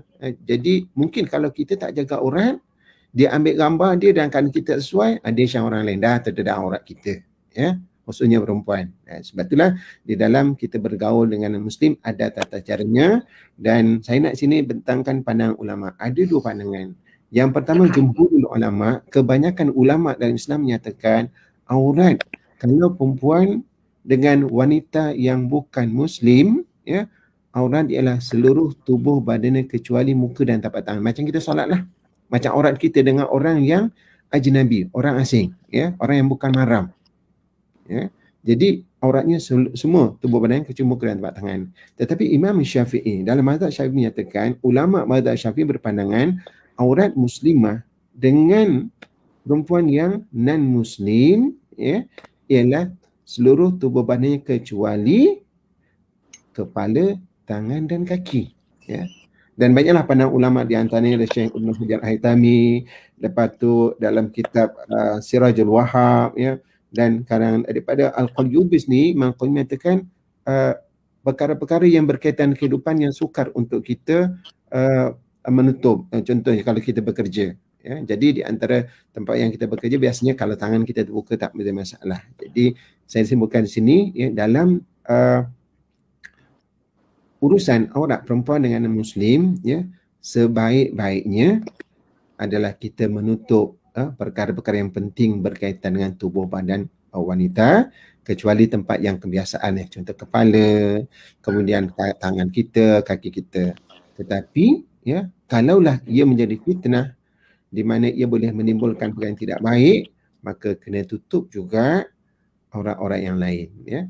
Dan ada pandangan yang mengatakan aurat di antara perempuan dengan perempuan sama je dengan Muslim, iaitu di antara pusat dan lutut, ya. Tapi saya katakan lagi, untuk mengelakkan daripada fitnah, perkara-perkara tidak diingini, contohlah sekarang kan berkaitan dengan LGBT, ya. Kalau kita tahu, kita orang Islam ada peraturan, tapi non-Muslim mungkin bagi dia bisa takut ia akan mengenang pada kita ataupun kita terfitnah dengan perkara tersebut. Itu di antara aurat perempuan dengan perempuan non-Muslim. Kalau perempuan Muslim dengan Muslim, itulah dibenarkan di antara pusat dan juga lutut. Tapi sekali lagi nyatakan lebih sopan dan lebih baik untuk menutup, ya, aurat kita ataupun perkara-perkara yang boleh menimbulkan fitnah. Adapun di antara lelaki dengan lelaki biasanya tak ada isu lah. Kerana asasnya di antara pusat dan lutut itulah yang perlu ditutup. Tapi sekali lagi saya katakan, kalaulah di antara lelaki Muslim dengan non-Muslim, di situ boleh menimbulkan fitnah, maka kena juga tutup badan dia yang boleh menimbulkan perkara yang tidak baik. Itulah saya ringkas tentang kedudukan aurat di antara Muslimah dengan yang bukan Muslim, dan juga Muslim lelaki dan juga yang bukan Muslim lelaki. Baik. Itulah penerangan yang jelas daripada Ustaz Muhyiddin kita. Memang nasib orang yang mula-mula setiap round ni dia memang jawab, dia memang dapat soalan yang straightforward yang macam tu, ya. Sebab Ustaz Muhyiddin ni dia memang jenis fakta. Kalau nutup maklumat semua, kalau kita semua nak rujuk tentang faraid, tentang atau pusaka apa semua ni, dari segi hukum faraid semua, memang orang ramai cari dia. Jadi insyaAllah kita akan buat satu topik tu, memang nak buat sikit masa lagi, memang buat tajuk tu. Sebab ramai sangat orang kita ni bergaduh. Dia orang bergaduh pasal benda-benda macam tu, kira-kira ni bergaduh. Lepas tu ikut apa? Ikut pemahaman dan seper masing-masing. Orang sembilan cakap kan, seper masing-masing. Ikut sifir dia je kan. Jadi tak apalah, insyaAllah kita akan bincang sama-sama. Mudah-mudahan bila PKP dah selesai, saya ajak semua datang, kita layan nasi lemak macam biasa. Selesai sepaya, ya. Sila InsyaAllah. mak saya masak kan, insya-Allah kan. Baiklah, kita beralih kepada Ustaz Nur Azamir. Kita lihat dalam Ya. bidang dalam bidang lakonan. Ya. Bagaimana pandangan Ustaz tentang adanya pengarah-pengarah, produser? Sebab saya ada juga lah yang mengadu, dia kata kadang ada setengah produser tu dia bergaduh juga lah. Dia kata dia nak jugalah watak-watak tu kan perlunya sentuhan, nak seseorang tu buka aurat sebab dia kata demi realiti suatu drama. Tadi betul lah. Saudara Ashraf Muslim dah sebut dah tadi tentang benda tu kena pandai lah mainkan kamera dia, zoomnya. Tadi ada yang komen. Dia tengok satu drama Mira Filzah dengan Ungku Ismail, dia kata boleh je watak tu, dia tak pegang tangan pun. Memang nampak macam pegang tangan, tapi saya rasa tu tangan orang lain. Oh lagi dahsyat dia, tangan orang lain. Macam mana tu kan? Dahsyat tu. Jadi mana kata apa yang maknanya kita tajuk kita tadi bukan alasan, tapi ada produser yang macam tu, ada pengarah filem yang macam tu. Dia nak juga, dia kata demi realiti suatu drama atau filem. Sedangkan pelakon tu sendiri berkali-kali kata dia tak mahu. Jadi dia dah berhijrah dan sebagainya. Jadi apa komen Ustaz tentang isu ni? Silakan Ustaz. Ya, Alhamdulillah, pada saya pengarah-pengarah filem ni juga dia membawa amanah ejen perubahan pemikiran masyarakat ataupun penonton. Setiap filem yang dia buat, setiap drama yang dia syuting, yang dipaparkan, ditayang, mempunyai falsafah dan juga kesan yang tertentu kepada masyarakat sebenarnya. Kalau kita tengok bidang lakonan Ashraf Muslim je lah, watak yang dia bawa dia akan mempengaruhi masyarakat kan. Sebab tu kalau sekiranya dalam keluarga dan nasihatkan anak, mak akan kata kau cubalah tiru pelakon siapa tu, apa nama tu, Muslim, Ashraf ke Muslim, macam tu lah dia kata kan, kerana berkesan lakonan tu. Sebab itulah kalau kita tengok pelakon yang membawa watak yang tidak baik dalam drama, sampai masyarakat anggapnya di luar realiti kehidupan bermasyarakat pun dianggap dia pelakon tu jahat. Begitu sekali kesan drama ni. Sebab itulah pada saya pengarah-pengarah filem ni dia mempunyai tanggungjawab yang besar dalam membentuk pemikiran masyarakat melalui filem-filem dia. Kalau nak mendidik pun berkesan dalam filem, sebab orang Melayu ni dia suka menonton. Kan? Belajar ni kalau adalah rancangan belajar, satu lagi rancangan filem, masyarakat lebih tengok rancangan filem. Kadang-kadang termasuk yang bercakap ni pun akan tengok gak filem tu. Apatah lagi kalau pelakon tu Ashraf Muslim, sebab dia dah lama tak berlakon, baru-baru ni dia mula berlakon kan.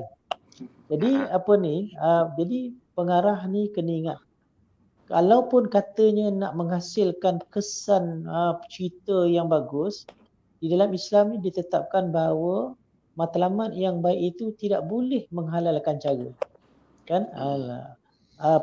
Matlamat yang baik kita tak boleh, kita nak gunakan tujuan yang baik untuk kita nak membolehkan cara-cara yang tidak dibenarkan oleh hukum syarak. Jadi sepatutnya pengarah-pengarah filem dia menghormati, kan, dia patut maruah seorang pelakon yang telah berhijrah itu lebih besar nilai dan harganya daripada filemnya pun, kan, filem. Tetapi sebenarnya kesan filem itu sebenarnya boleh mendatangkan kesan yang lebih daripada itu tanpa nak buka aurat, sebagaimana yang saudara Ashraf Muslim terangkan tadi. Pengalaman dia sendiri, sebenarnya cerita itu boleh disampaikan, mesej itu boleh disampaikan melalui watak-watak pelakon itu tanpa nak membuka aurat. Jadi pada saya, kita, sebab itulah hari ini bila kita nak buat filem, jangan kita terpengaruh dengan perspektif barat dalam membikinkan filem tu. Sama juga dalam bidang sukan. Jangan kita terpengaruh pakaian-pakaian yang disyaratkan oleh orang yang bukan Islam dalam menentukan aurat itu aurat ataupun tidaknya bila kita bersukan, bila kita bersosial, apatah lagi dalam bidang filem. Sebab itulah kita mesti mempunyai jati diri dalam nak menampilkan filem kita itu pengarah dia ataupun semua kru-krunya ni untuk menatijahkan satu filem yang tak perlu pun nak mendedahkan aurat pelakon-pelakon khususnya yang telah berhijrah, ataupun sebaik-baiknya lakonan itu boleh menutup aurat bagi pelakon yang belum nak menutup aurat. Kan itu lebih baiklah dalam masyarakat. Sebab itulah masyarakat akan lebih terpengaruh kalaulah artis ni telah bertudung, anda bila lagi. Kalau artis ni bertudung, anda bila lagi. Tapi akan jadi satu malapetaka lah. Kalau artis ni boleh buka tudung, anda tak boleh buka. Itu jadi orang kata kita akan berundur ke belakang lah. Jadi itu pandangan saya, Dr. Samsul. Saya yakin orang yang berusaha untuk membuat filem dengan menjaga syariah, patuh syariah, filemnya itu akan lebih orang kata nampak mendatangkan kesan. Saya nampak kadang-kadang dalam filem kita ni tak banyak menceritakan tentang aspek-aspek yang positif dalam masyarakat, dalam rumah tangga tu. Nak ceritakan aspek sebab apa? Sebab penonton lebih suka cerita-cerita yang bergaduh ni. Itulah saya pun kadang-kadang saya tengok drama-drama akhir ni kebanyakan tu cerita macam lebih kurang sama je. Berebut harta, berebut lelaki, berebut perempuan. Last nanti endingnya bertaubat, pergi Mekah dan sebagainya. Ini saya tak nak komen sebab pakarnya ada di sini, Ashraf Muslim ada di sini. Nanti dia akan boleh sambunglah pandangan saya sebab saya tak pernah berlakon. Kan kalau saya berlakon pun tak ada siapa yang nak tengok barangkali macam tu. Baik. Aduh. Terima kasih Tuan Musi. Okay. Jadi itu hint mana Ashraf Muslim kena fikirkan watak yang sesuai untuk imam lah. Tak, watak dah disebut dia Saudara Samsul tadi. Kita jaga kedai je. Kita jaga kedai. Ya kedai. Tapi betul. tapi Ustaz Muhyiddin dia boleh, dia cara dia tu boleh berlakon. Kalau Ustaz Nazmul dia diberikan watak gangster macam mana Ustaz? Saya tengah bayang ni macam mana rupa. Dia gangster pakai jubah kan. Tu tak teraya kan. Oh itu gangster yang beriman tu. Gangster beriman. Okay. Baiklah. Baik, saya setuju yang penting prinsip jati diri. Jati diri mana kata dalam hal ni guidance sama dia kata jadilah macam ikan kan, walaupun dia dah bertahun-tahun Ustaz Noor Zamir pernah bawa tu analogi tu, beratus tahun dah dia duduk dalam laut tu tapi dia tak pernah masin. Sampai kan bawa ke darat pun tak masin lagi. Di Johor tak masin lagi. Sudah sampaikan di lumur dengan garam kan. Di Johor betul-betul tu barulah dia masin. Buntang mata ikan tu sebab dia tidak rela dimasinkan. Jadi kita nak tanya Ustazah Isfadiah. Jadi sebelum nak tanya Ustazah Isfadiah, sambil-sambil kita tunjukkan paparan video ni, mungkin Ustazah Isfadiah boleh explain sikit. Silakan.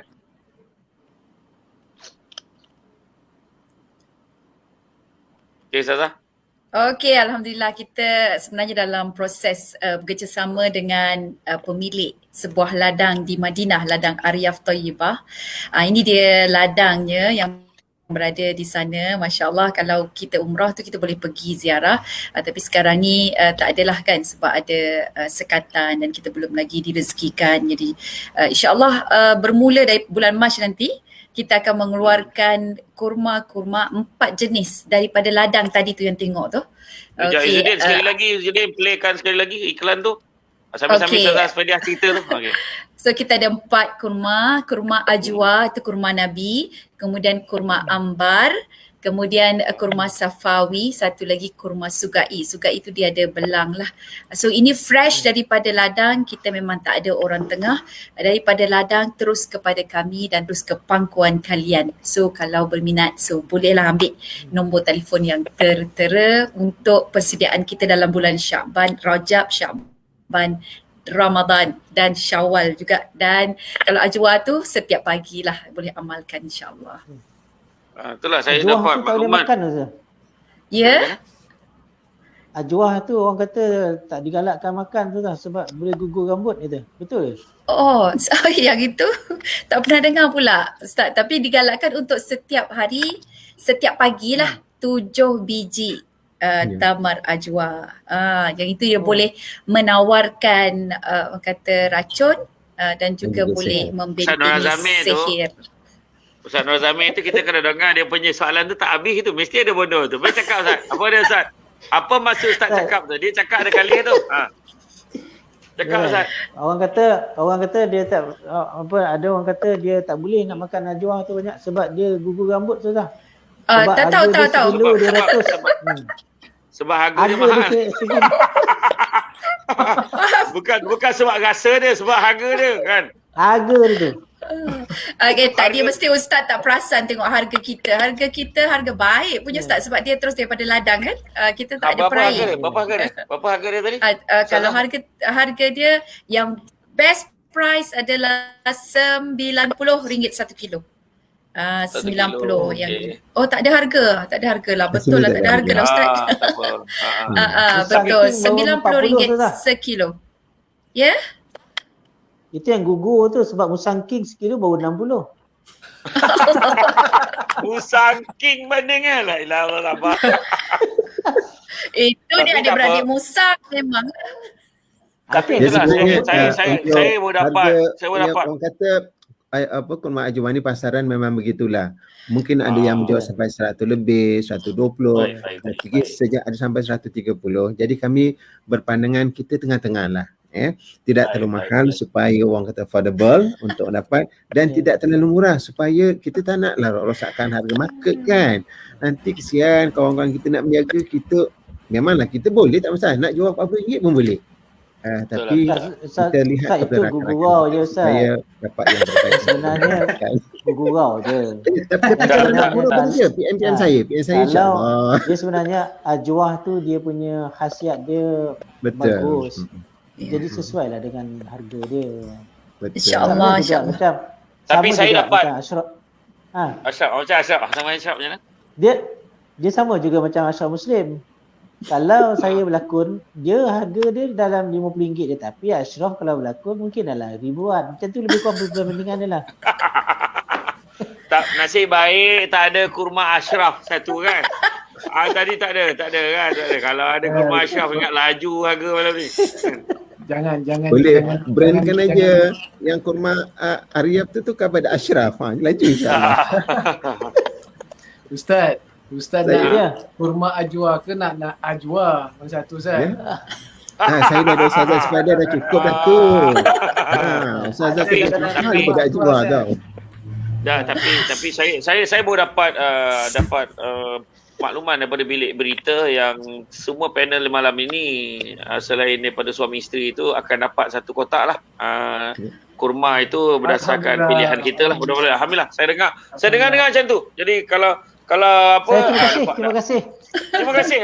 Kita terima kasih siap dapat tepi alamat ni. Alamat dia sampai. Alhamdulillah. Jadi kita dengan satu syarat semua kena promotekan dekat dalam Facebook dan IG masing-masing. Itu dia. Kan? Itu dia. Baiklah, kita teruskan pada forum kita Ustazah Asfadiah dan selingan tadi. Jadi ada tanya, adakah suara wanita itu aurat? Dan apakah pandangan Ustazah pada setengah hati yang mana video klip ke, dia bukan kata yang isu baru-baru ni. Kita tahulah Ustazah Asma Harun ada tegur satu ni. Dia sebenarnya dah lama sebenarnya. Video klip sekarang ni pula dengan masing-masing macam dulu nak jadi pelakon macam Ashraf Muslim tu ada casting, ada macam screen test dia apa semua macam-macam. Tetapi sekarang dia orang dah ada TV dia orang sendiri, dia dah ada IGTV. Dia orang dah ada Facebook, dia buat live kadang. Yang tak tahan tu, dia IGTV tu dia boleh dia sikat rambut ni. Sikat rambut budak perempuan ni. Kita ni pula nampak live ni live apa tekan.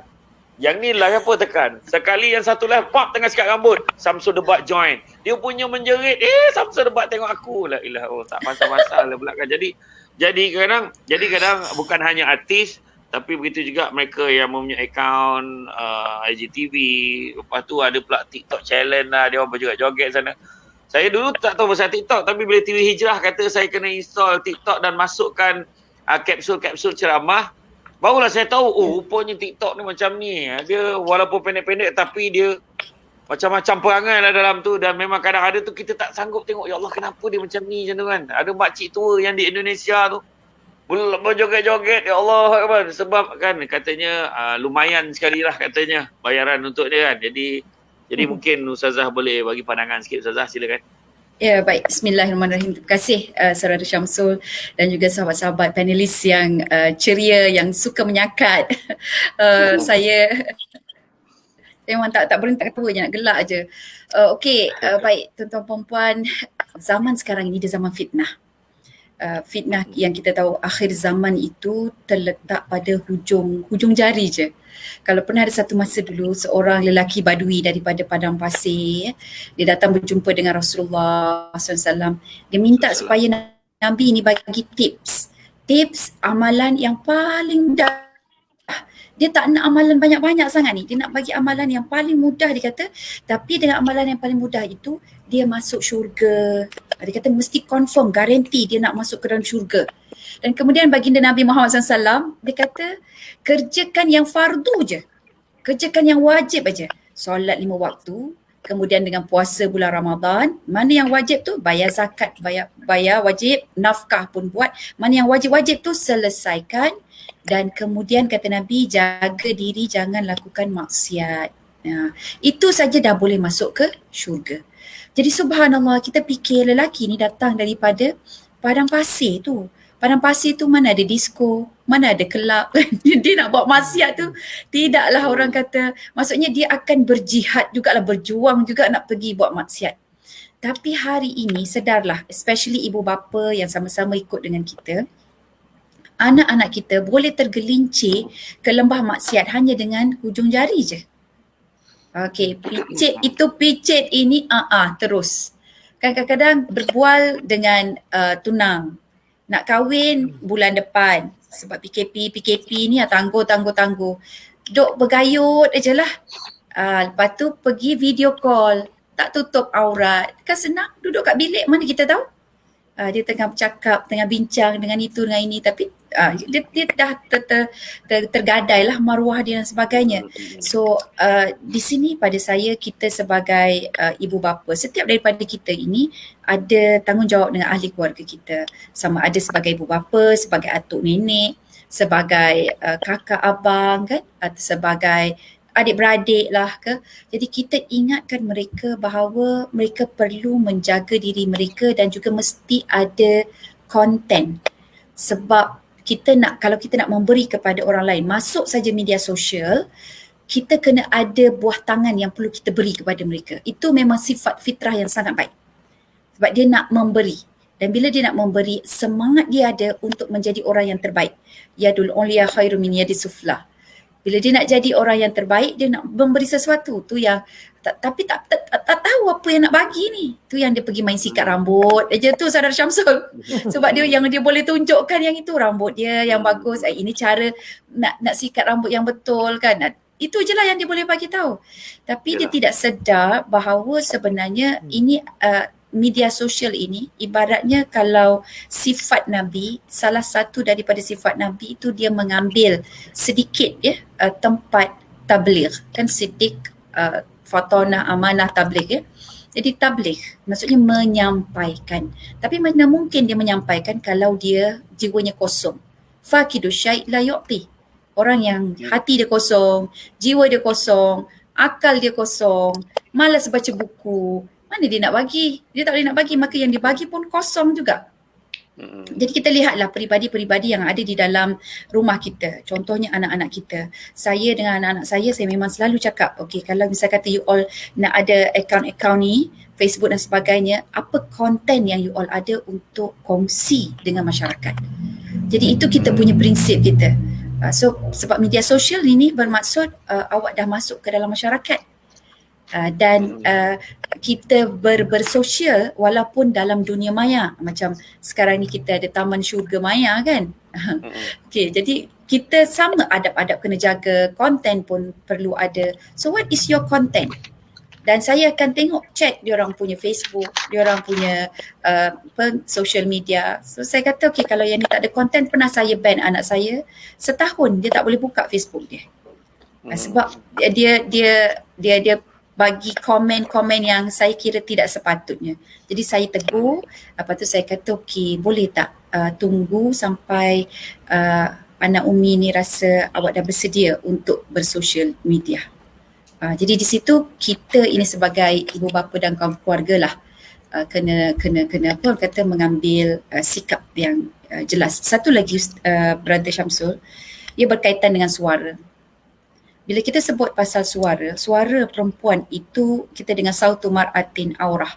Suara perempuan itu aurat. Tapi suara yang aurat ini adalah suara yang diliuk lentukkan. Yang didendang-dendangkan. Kalau dalam surah Al-Ahzab ayat 32 tu ada larangan yang jelas di mana Allah berfirman, auzubillahi minasyaitonirrajim, fala takhda'na bil qauli. Jangan kamu melintukkan, jangan kamu tundukkan suara kamu itu dengan lembut-lembutnya kan, dengan lenggak-lenggoknya. Itu termasuklah lagi dengan TikTok lagi. Dia kalau TikTok tu bukan suara je lenggak-lenggok, dia punya body pun sama juga kan. Jadi ini adalah ingatan daripada Allah Subhanahu Wa Taala. Dan last sekali, suara itu khusus bagi perempuan, dia mempunyai kuasa ataupun kekuatan yang sangat mendalam. Sebab satu kajian, Brother Syamsul dia kata Ustazah Isfadiah ni kajian. Okey, dia ada satu kajian ini dia buat kepada anak-anak yang umur 7 hingga 12 tahun. Anak sekolah rendah. Jadi dia dengarkan anak ini suara orang perempuan lain dengan suara ibu dia. Suara ibu dia tu tak sampai 1 saat. Jadi dia dengarkan dan kemudian dia scan otak anak tu guna MRI. Dan bila dia scan guna MRI, dia tengok pergerakan yang aktif kepada otak anak-anak ini.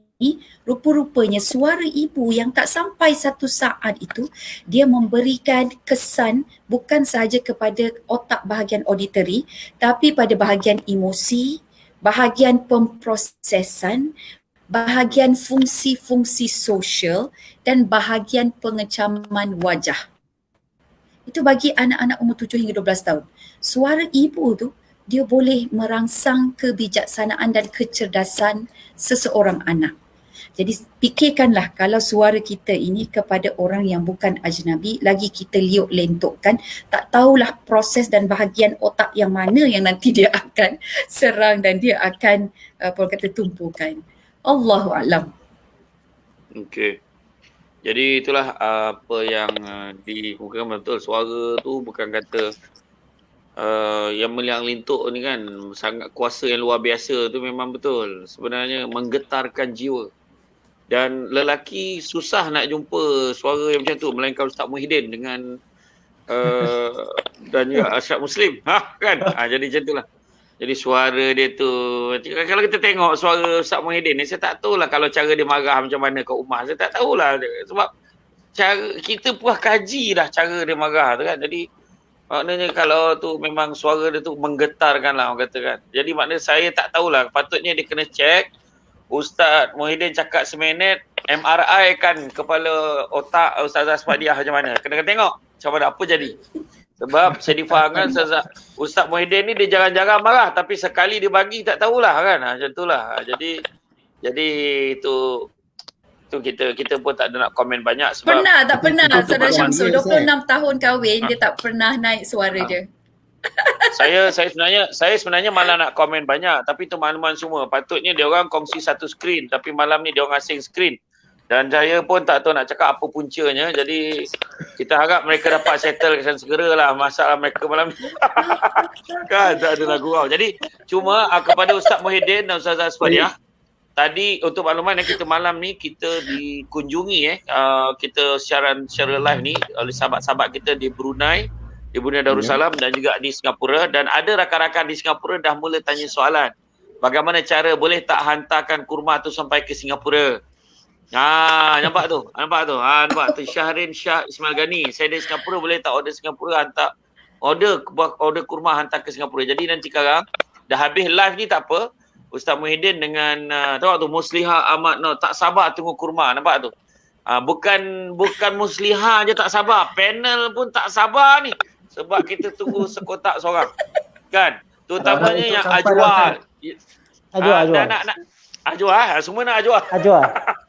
Pilih yang Ajwa lah tu. Sekarang barulah Ustazah Isfadiah faham maksud yang Dia punya kesan sampingan yang tercabut rambut tu kan. Itu dah. Jadi apa pun, jadi maknanya dah habis live ni nanti, jangan risau Ustaz Ustaz Muhyiddin dan juga Ustaz Fadiah boleh jawab komen-komen dia dekat Facebook dan juga di YouTube. Nanti kalau dia orang ada yang tanya dia. Okey, baiklah. InsyaAllah. Kita Boleh. beralih kepada panelis kita. Itulah dia salah satu cara kita bantu panelis kita. Maklumlah tuan-tuan jangan cakap lama Kita dah tak sampai 2 bulan dah nak Ramadan ni sebenarnya. Itu sebabnya. 54 Orang Melayu hari, ni macam mana? 54 hari. Tahu tak apa, 54 hari. Jadi kita tunggu, memang tak lama lagi lah insyaAllah kan. Jadi harap-harapnya. Itulah masalah orang Melayu kita ke Malaysia ni, makan buah kurma memang tunggu bulan puasa, itu masalah pula. Padahal Nabi suruh makan hari-hari kan. Tu dia. Nak pula nak dapat harga murah daripada Ustaz Muhyiddin dengan Ustazah Fadiah ni. Bukan senang nak dapat, memang harga macam tu. Kalau tidak, orang lain 100 lebih tu. Kan? Dapat 90. Saya itulah, kami panelis ni nak cakap sedap pun kami tak rasa lagi kan. Jadi itulah, jadi kita kena tunggulah kurma tu sampai kat kita. Kita buat video. Jadi banyak kali hint bagi. Betul, seorang satu kotak. Baiklah, kita beralih kepada saudara Ashraf Muslim. Jadi bagaimana agaknya kan lepas dah hijrah dulu, tawaran berlakon tu lepas dah hijrah tu ada kesan tak? Mungkin offer kurang ataupun tak payahlah panggil dia lagi, susah dah ke atau macam mana? Dan bagaimana cara nak nasihatkan kepada semua insan seni kat luar sana? Mungkin cara nak bawa diri lah, dan terutamanya pelakon nak bawa diri dalam industri ni pada hari ni tanpa mengorbankan prinsip dan jati diri yang dah disentuh oleh Ustaz Noor Zamir tadi. Silakan. Okey, terima kasih Ustaz. Sebenarnya topik aurat hari ini memang tak pernah lagi saya bincang, dan ni first time kita bincang ni, dah 1 jam lebih ni, macam-macam saya dapat kan. Memang betul, sebagai seorang pelakon, selebriti, artis ataupun penyanyi, pelakon, termasuklah kru-kru pelakon tambahan apa semua, bila kita dalam industri seni ni banyak halangan, banyak dugaan, kadang-kadang terpaksa adakah kita patut mengorbankan pendirian kita ataupun tidak kan. Selalunya orang takut ke arah itu kan. Kadang-kadang selama ni dia dah jaga baik-baik, tiba-tiba Allah nak kena buat macam ni pula, terpaksa sentuh pula, tengok baca skrip, macam mana nak buat tu. Jadi dia macam ni lah, macam Ustazah cakap tadi kan. Bagi saya ambil pendekatan environment decide our decision. Kalau orang sekeliling kita buat benda yang baik, kita pun akan buat benda baik. Jadi kalau semua orang support kita untuk berubah, kita akan berubah. Dan dan kedua, dia punya willpower ni kena kuat. Kalau dalam bahasa Melayu apa Ustaz? Willpower, dia punya pendirian dia. Pendirian dia. Kekuatan dalaman dia lah, willpower dia. Iltizam. Orang panggil tu iltizam. Iltizam dia kena kuat. Kalau tak kuat memang kuat. Sama lah macam isap rokok juga kan. Kalau bertahun-tahun isap rokok, tiba-tiba hari ni aku nak berhenti rokok kan. Hari ni berhenti rokok. Boleh buat sebenarnya. Cuma cara dia, iltizam kita kuat tak kuat. Sama juga dalam industri sini ni. Jadi bila saya masuk balik dalam industri tahun 2014, saya masuk balik. Setelah 2009 saya stop. 2014, lama jugalah, 4-5 tahun juga saya stop. Dan alhamdulillah tawaran tu tetap ada, sama je, dan hero sampai sekarang pun hero juga. Sebab alhamdulillah kita tunjukkan cara lakonan kita, sebab dalam lakonan bakat tu penting, dan juga cara lakonan, ilmu dalam lakonan tu kena betul. Cuma yang kita nak kena jaga ialah aurat dan juga syariat. Cuma bila cakap bakat tu penting, memang saya dengan Ustaz Noor Zamir memang kita lupa kan lah Ustaz. Macam tu lah, kita duduk jauh sikit. Okay, sama. Sorry. Bakat, latihan, ilmu dalam lakonan, semua tu penting. Cuma nak kena tambah ialah macam mana kita nak jaga syariah tu. Dari segi lakonan, dari segi itu bukan saja seorang pelakon, semua sekali. Supaya dia orang faham macam mana nak visualkan dalam satu material ataupun dalam satu drama. Dan saya yakin, saya tahu ramai kawan-kawan saya yang macam tu kan. Cuma nak mengharapkan drama-drama ni yang sesuai dengan kita tu bukan senang. Macam saya, setahun saya ambil drama sekarang ni lah. Setahun 2-3 drama, kadang 2 drama cukup untuk saya letakkan saya sebagai seorang pelakon. Dan saya memang memilih. Dan untuk saya teruskan dalam drama sampai ketua, mustahil. Saya takkan buat macam tu. Sebab apa? Adalah kita ada pelapis baru. Ramai yang akan ada kat dalam TV ni. Rating kita makin lama makin akan drop juga. So kita bagi peluang-peluang yang muda ni. So yang lama macam saya ni, sebab saya dah involve drama ni sejak 2005. Sekarang dah 2021. Dah berbelas tahun dah.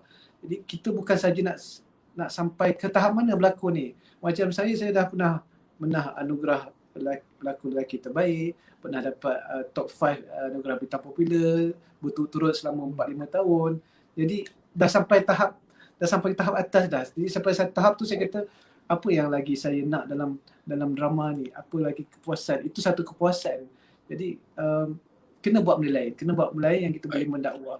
So masuk dalam industri ni, saya masuk balik dalam industri berlakon balik, saya nak tunjuk, nak beritahu kita ialah nak mendakwah ni banyak cara kan. Nak kena jaga aurat. Kita kena tunjuk pada masyarakat. Terutama sekali kena tunjuk kepada stesen TV sebab dia orang ni yang create drama. Dia orang yang setuju drama. Dia orang yang approvekan siapa pelakon. Sama juga ustazah-ustazah kat dalam ni. Kan? Kalau dia orang yang aku nak Ustaz Syamsul Ubaid. Aku nak Ustaz Muhyiddin. Dia orang macam tu. Dia orang yang nak. Dia orang yang pilih. Jadi mereka ni lah yang kita kena ajar dia. Sebenarnya dalam Islamic content sebenarnya besar, meluas, dan kita boleh naikkan rating ni untuk bisnes mereka, untuk profit. Tapi kita sebenarnya kita nak saham akhirat sebenarnya. Dalam masa sama kita nak dapat income dari situ dan juga saham akhirat, pahala kan. Macam ustazah kat dalam ni yang panel semua hebat-hebat ni memang ada ilmu agama dan bercakap dan income pun ada dekat situ kan. Macam saya seorang pelakon. Macam mana saya nak buat income dalam sama saya nak mendakwah kan? Itu juga cabaran bagi saya. Jadi apa saya boleh buat, saya dalam sini saya tunjuk contoh dan cuba ajar pada mereka. Okey macam ni. Dan sekarang ni pun kalau nak tahu, ada salah seorang kita pendakwah bebas, ustaz. Allah saya lupa lah, anak dia dah start berlakon. Ada ustaz tu Ustaz? Siapa Yang anak saya semak belum ada yang start berlakon lagi. Anak Ustaz Muhyiddin dah ada belum? Belum ada lagi. Anak Ustaz Tara Zamir pun belum lagi. Ni kena tahu ni Ustaz ni Ustaz. Ada seorang anak ustaz penceramah bebas, anak dia dah start berlakon sebab saya yang saya jadi juri dalam DFKL, dia datang terpentas. Okey. Lepas tu cerita-cerita kenapa nak berlakon. Saya kata nak berlakon ni nak kena jaga aurat, nak kena tak boleh bersentuhan dan semua dah ready ke dia kata kan. Dah boleh nak mengharungi sebab apa, akan berdepan dengan masyarakat, akan berdepan dengan artis-artis yang tiba-tiba kita nak jaga. Contohlah boyfriend girlfriend nak kena pegang tangan, suami isteri nak pegang tangan. Macam mana nak buat tu? Kan kadang-kadang ada yang artis yang tak faham, dia kata kita pegang je lah. Tapi macam kita nak jaga ni. Macam mana kita nak communicate dengan kita punya partner kita supaya dia orang faham kita punya pendirian kita. Macam mana kita nak communicate dengan director kita faham kita punya pendirian kita. Supaya bila kita berbincang betul-betul dan dia orang terima kita punya pendirian, kita punya kehendak kita. Takut masa interview tu memang dia kata dia tak nak pegang tu, tapi dapat pula heroin yang dia suka kan. Pening kepalanya main-main. Bila saya tengok kat atas tu, muka memang handsome. Kalah semua orang. Handsome. Handsome, badan pun sedap. Macam saya tengok, ini boleh jadi pelakon hebat lepas ni. Tambah lagi 5-6 tahun ni terus famous ni. Cuma cara macam mana dia nak bawa diri dia dalam bidang sinema, itu bukan mudah. Ilmu-ilmu tu nak kena belajar, nak kena fahami dan juga macam mana kita nak tackle dengan masyarakat sekeliling dan juga dengan industri seni punya player-player semua. Dan inilah sekarang ni macam saya cakap, media sosial adalah satu platform yang mudah untuk influence pada masyarakat lain. Pada masyarakat, khususnya macam pelakon, influencer yang menari apa semua tu, supaya dapat attract Tapi sebenarnya ada cara yang lain yang kita boleh tunjuk pada masyarakat supaya dia orang suka dengan kita punya TikTok kita, dia suka dengan Instagram kita, supaya followers dia ramai kan. Dia macam Ustazah kan, kita konten yang betul. Macam saya lah Ustazah, saya isteri saya pada peringkat permulaan, saya cakap dengan dia, memang ada masalah disebabkan media sosial akan memberi kesan yang tak baik dan juga yang baik. Waktu tu bila ada kesan tak baik, saya cakap, perlukah di media sosial ni?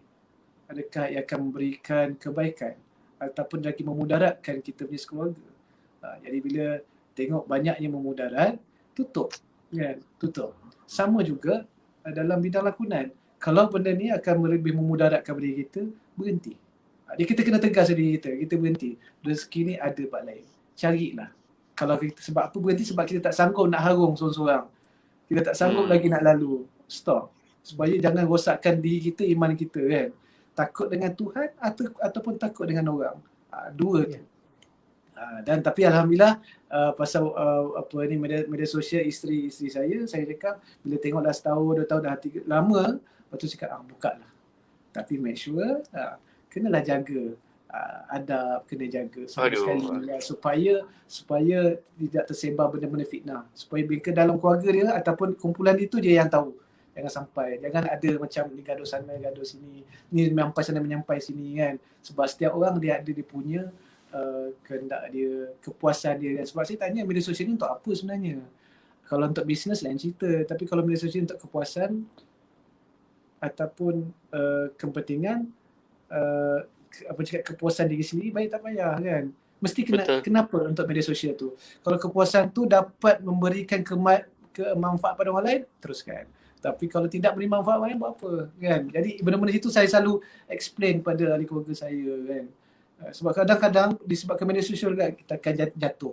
Rating kita akan jatuh. Orang akan cari hal pada segi akan cari point yang salah terhadap kita kan. Dalam gambar contoh kan, macam Ustazah cakap tadi kan, menari, TikTok, menyanyi, bergambar sana, pakai baju ketat apa semua. Jadi lama orang bila orang fitnah, orang ada point yang mengatakan penyakit hati berlaku kat situ seorang, dia akan tambah kan kat situ. Lepas tu ada orang pula balas kat situ, balas lagi.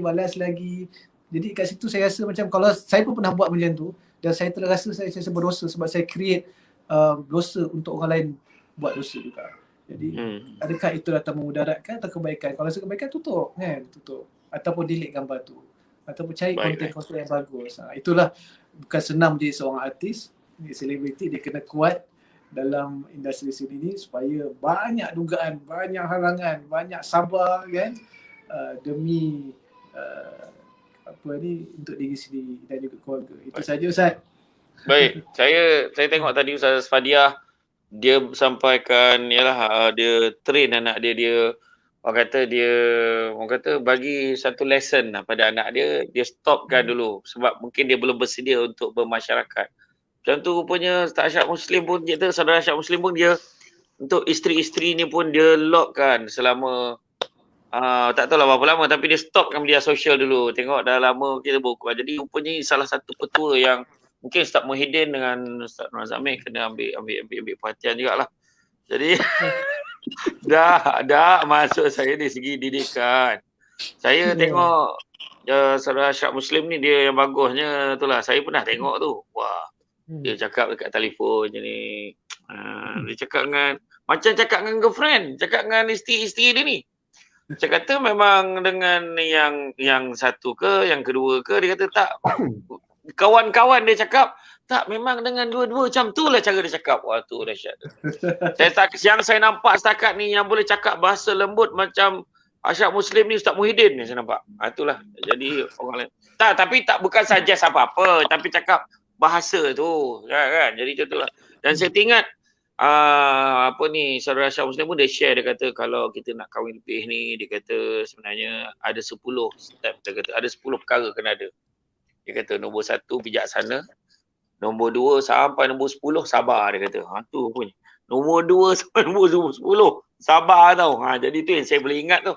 Jadi itulah. Jadi apa pun tahniah kepada saudara Asyad Muslim pada semua bukan senang nak memilih hidup dalam dunia seni ni bukan senang komitmennya. Tapi saya setujulah yang Ashraf Musim cerita tadi, memang dah ramai kita tengok production pelakon sebenarnya perubahan dah banyak. Ada tu stop, kita semua makan dan semayang berjemaah. Saya tengok ada dekat set semayang berjemaah. Benda ni dah nampak common dah hari ni. Alhamdulillah. Kan? Jadi mudah-mudahan perubahan demi perubahan akan berlaku ke arah yang lebih baik. Baiklah, sebelum kita sampai ke pusingan ketiga terakhir, yang pusingan terakhir ni kita minta semua mungkin bagi kesimpulan yang paling ringkas. Mudah-mudahan sebab kita pun nak jaga rating. Takut nanti kan ramai yang tinggalkan show, tapi setakat ni alhamdulillah semua seronok. Jadi sebelum tu kita nak kongsikan tentang harga korban yang dianjurkan oleh Yayasan Budi Ihsan Malaysia. Baiklah, kita tunjukkan video ni. Jadi barang siapa yang nak bersama dengan YBIM untuk melaksanakan ibadah korban pada tahun ini, yang pertamanya kalau tengok satu bahagian lembu adalah RM390, satu ekor lembu RM2,730, satu bahagian unta RM580 dan satu ekor unta RM4,060 dan seekor kambing RM580. Jadi pada siapa yang berminat untuk menyertai ibadah korban pada tahun ini, boleh hubungi talian yang tertera ataupun pergi kepada Facebook YBIM. Daftar je dulu, bayar kemudian. Tak apa, sebab kita tak nak mengelakkan supaya jam pada hari raya korban dah dekat-dekat sangat, masa tu baru ramai nak join. Jadi insyaAllah. Jadi itu saja. Kita terus pada pusingan yang ketiga, pusingan kemuncak, iaitu kesimpulan. Kita minta dimulakan dengan Ustaz Muhyiddin, mungkin nasihat buat semua tentang aurat ni secara ringkas. Silakan Ustaz. Okay, terima kasih. Saya juga Ustaz Samsul surah yang pertama kan. Okay, rakan-rakan mati Allah Subhanahu Wa Taala, memang dalam kehidupan kita selalu nak mencapai apa yang kita nak. Ya.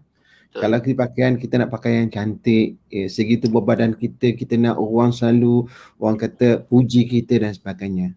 Tapi kita kena ingat, ya, apakah tujuan kita di atas dunia ini? Adakah kita nak memenuhi apa yang kita hendak ataupun bagaimana? Jadi Allah Subhanahu Wa Taala yang mencipta kita, menjadikan kita di atas dunia ini ada matlamat yang telah ditetapkan. Jadi secara ringkasnya, dalam kita memenuhi apa yang kita hendak, tak salah, tapi pastikan ia menempati apa yang Allah Subhanahu Wa Taala kehendaki kita berada di atas dunia ini. Untuk apa? Untuk kita selamat, untuk kita sejahtera, bukan sahaja dunia, tapi yang penting apabila kita kembali menemui Allah Subhanahu Wa Taala. So, justru itu, bila kita nak berpakaian, kita nak berfashion dan sebagainya, kita tengok, penuhi hati kita dan cek semula adakah ia menepati kehendak Allah Subhanahu Wa Taala. InsyaAllah selamat dunia akhirat. Alhamdulillah. Cuba tengok Ustaz Muhyiddin, dia dengan baju Melayu, dia baju kurta biasa dia dengan kopiah. Tengok background KLCC, main-main ke? Nampak tak? Main-main. Tu makna nak tunjukkan boleh disesuaikan. Jangan risau. Yang cantik itu tidak semestinya mendedahkan segala-galanya. Tetapi sebenarnya saya pernah cerita dalam kursus kahwin tu, orang yang kursus kahwin ni saya katakan, korang dedah-dedah buat apa pakai, biar dia jadi misteri. Dalam badan kita tu misteri. Ini kau dah dedah sana, dedah sini. Dah tak ada surprise malam pertama bila kau kahwin tu. Saya cakap macam tu. Saya cakap macam tu dalam bahasa saya lah. Ini malam pertama, dah tahu dah. Itu masalah tu kan. Jadi biar kita kena, orang kata, jagalah sikit. Semua kita punya, orang kata, mahkota nak orang perempuan kan, Ustazah kan. Kena jaga tu betul. Itu yang penting. Jadi baiklah, kita balik pada Ustaz Nur Azami. Apa nasihat Ustaz Nur Azami pada mereka yang gemar memaparkan aurat mereka kan. Mungkin Ustaz boleh nasihat sikit. Silakan Ustaz. Yalah, yang pertamanya ialah yang saya ingat Nabi SAW pernah sebutkan di akhir zaman orang perempuannya berpakaian tetapi bertelanjang. Maksudnya antara lainnya perempuannya itu pakai, kononnya memakai menutup aurat, tetapi dia tidak menutup aurat sehingga menimbulkan fitnah. Allah Subhanahu Wa Taala perintahkan orang lelaki supaya tundukkan pandangan. Namun orang lelaki tidak mampu untuk menundukkan pandangan.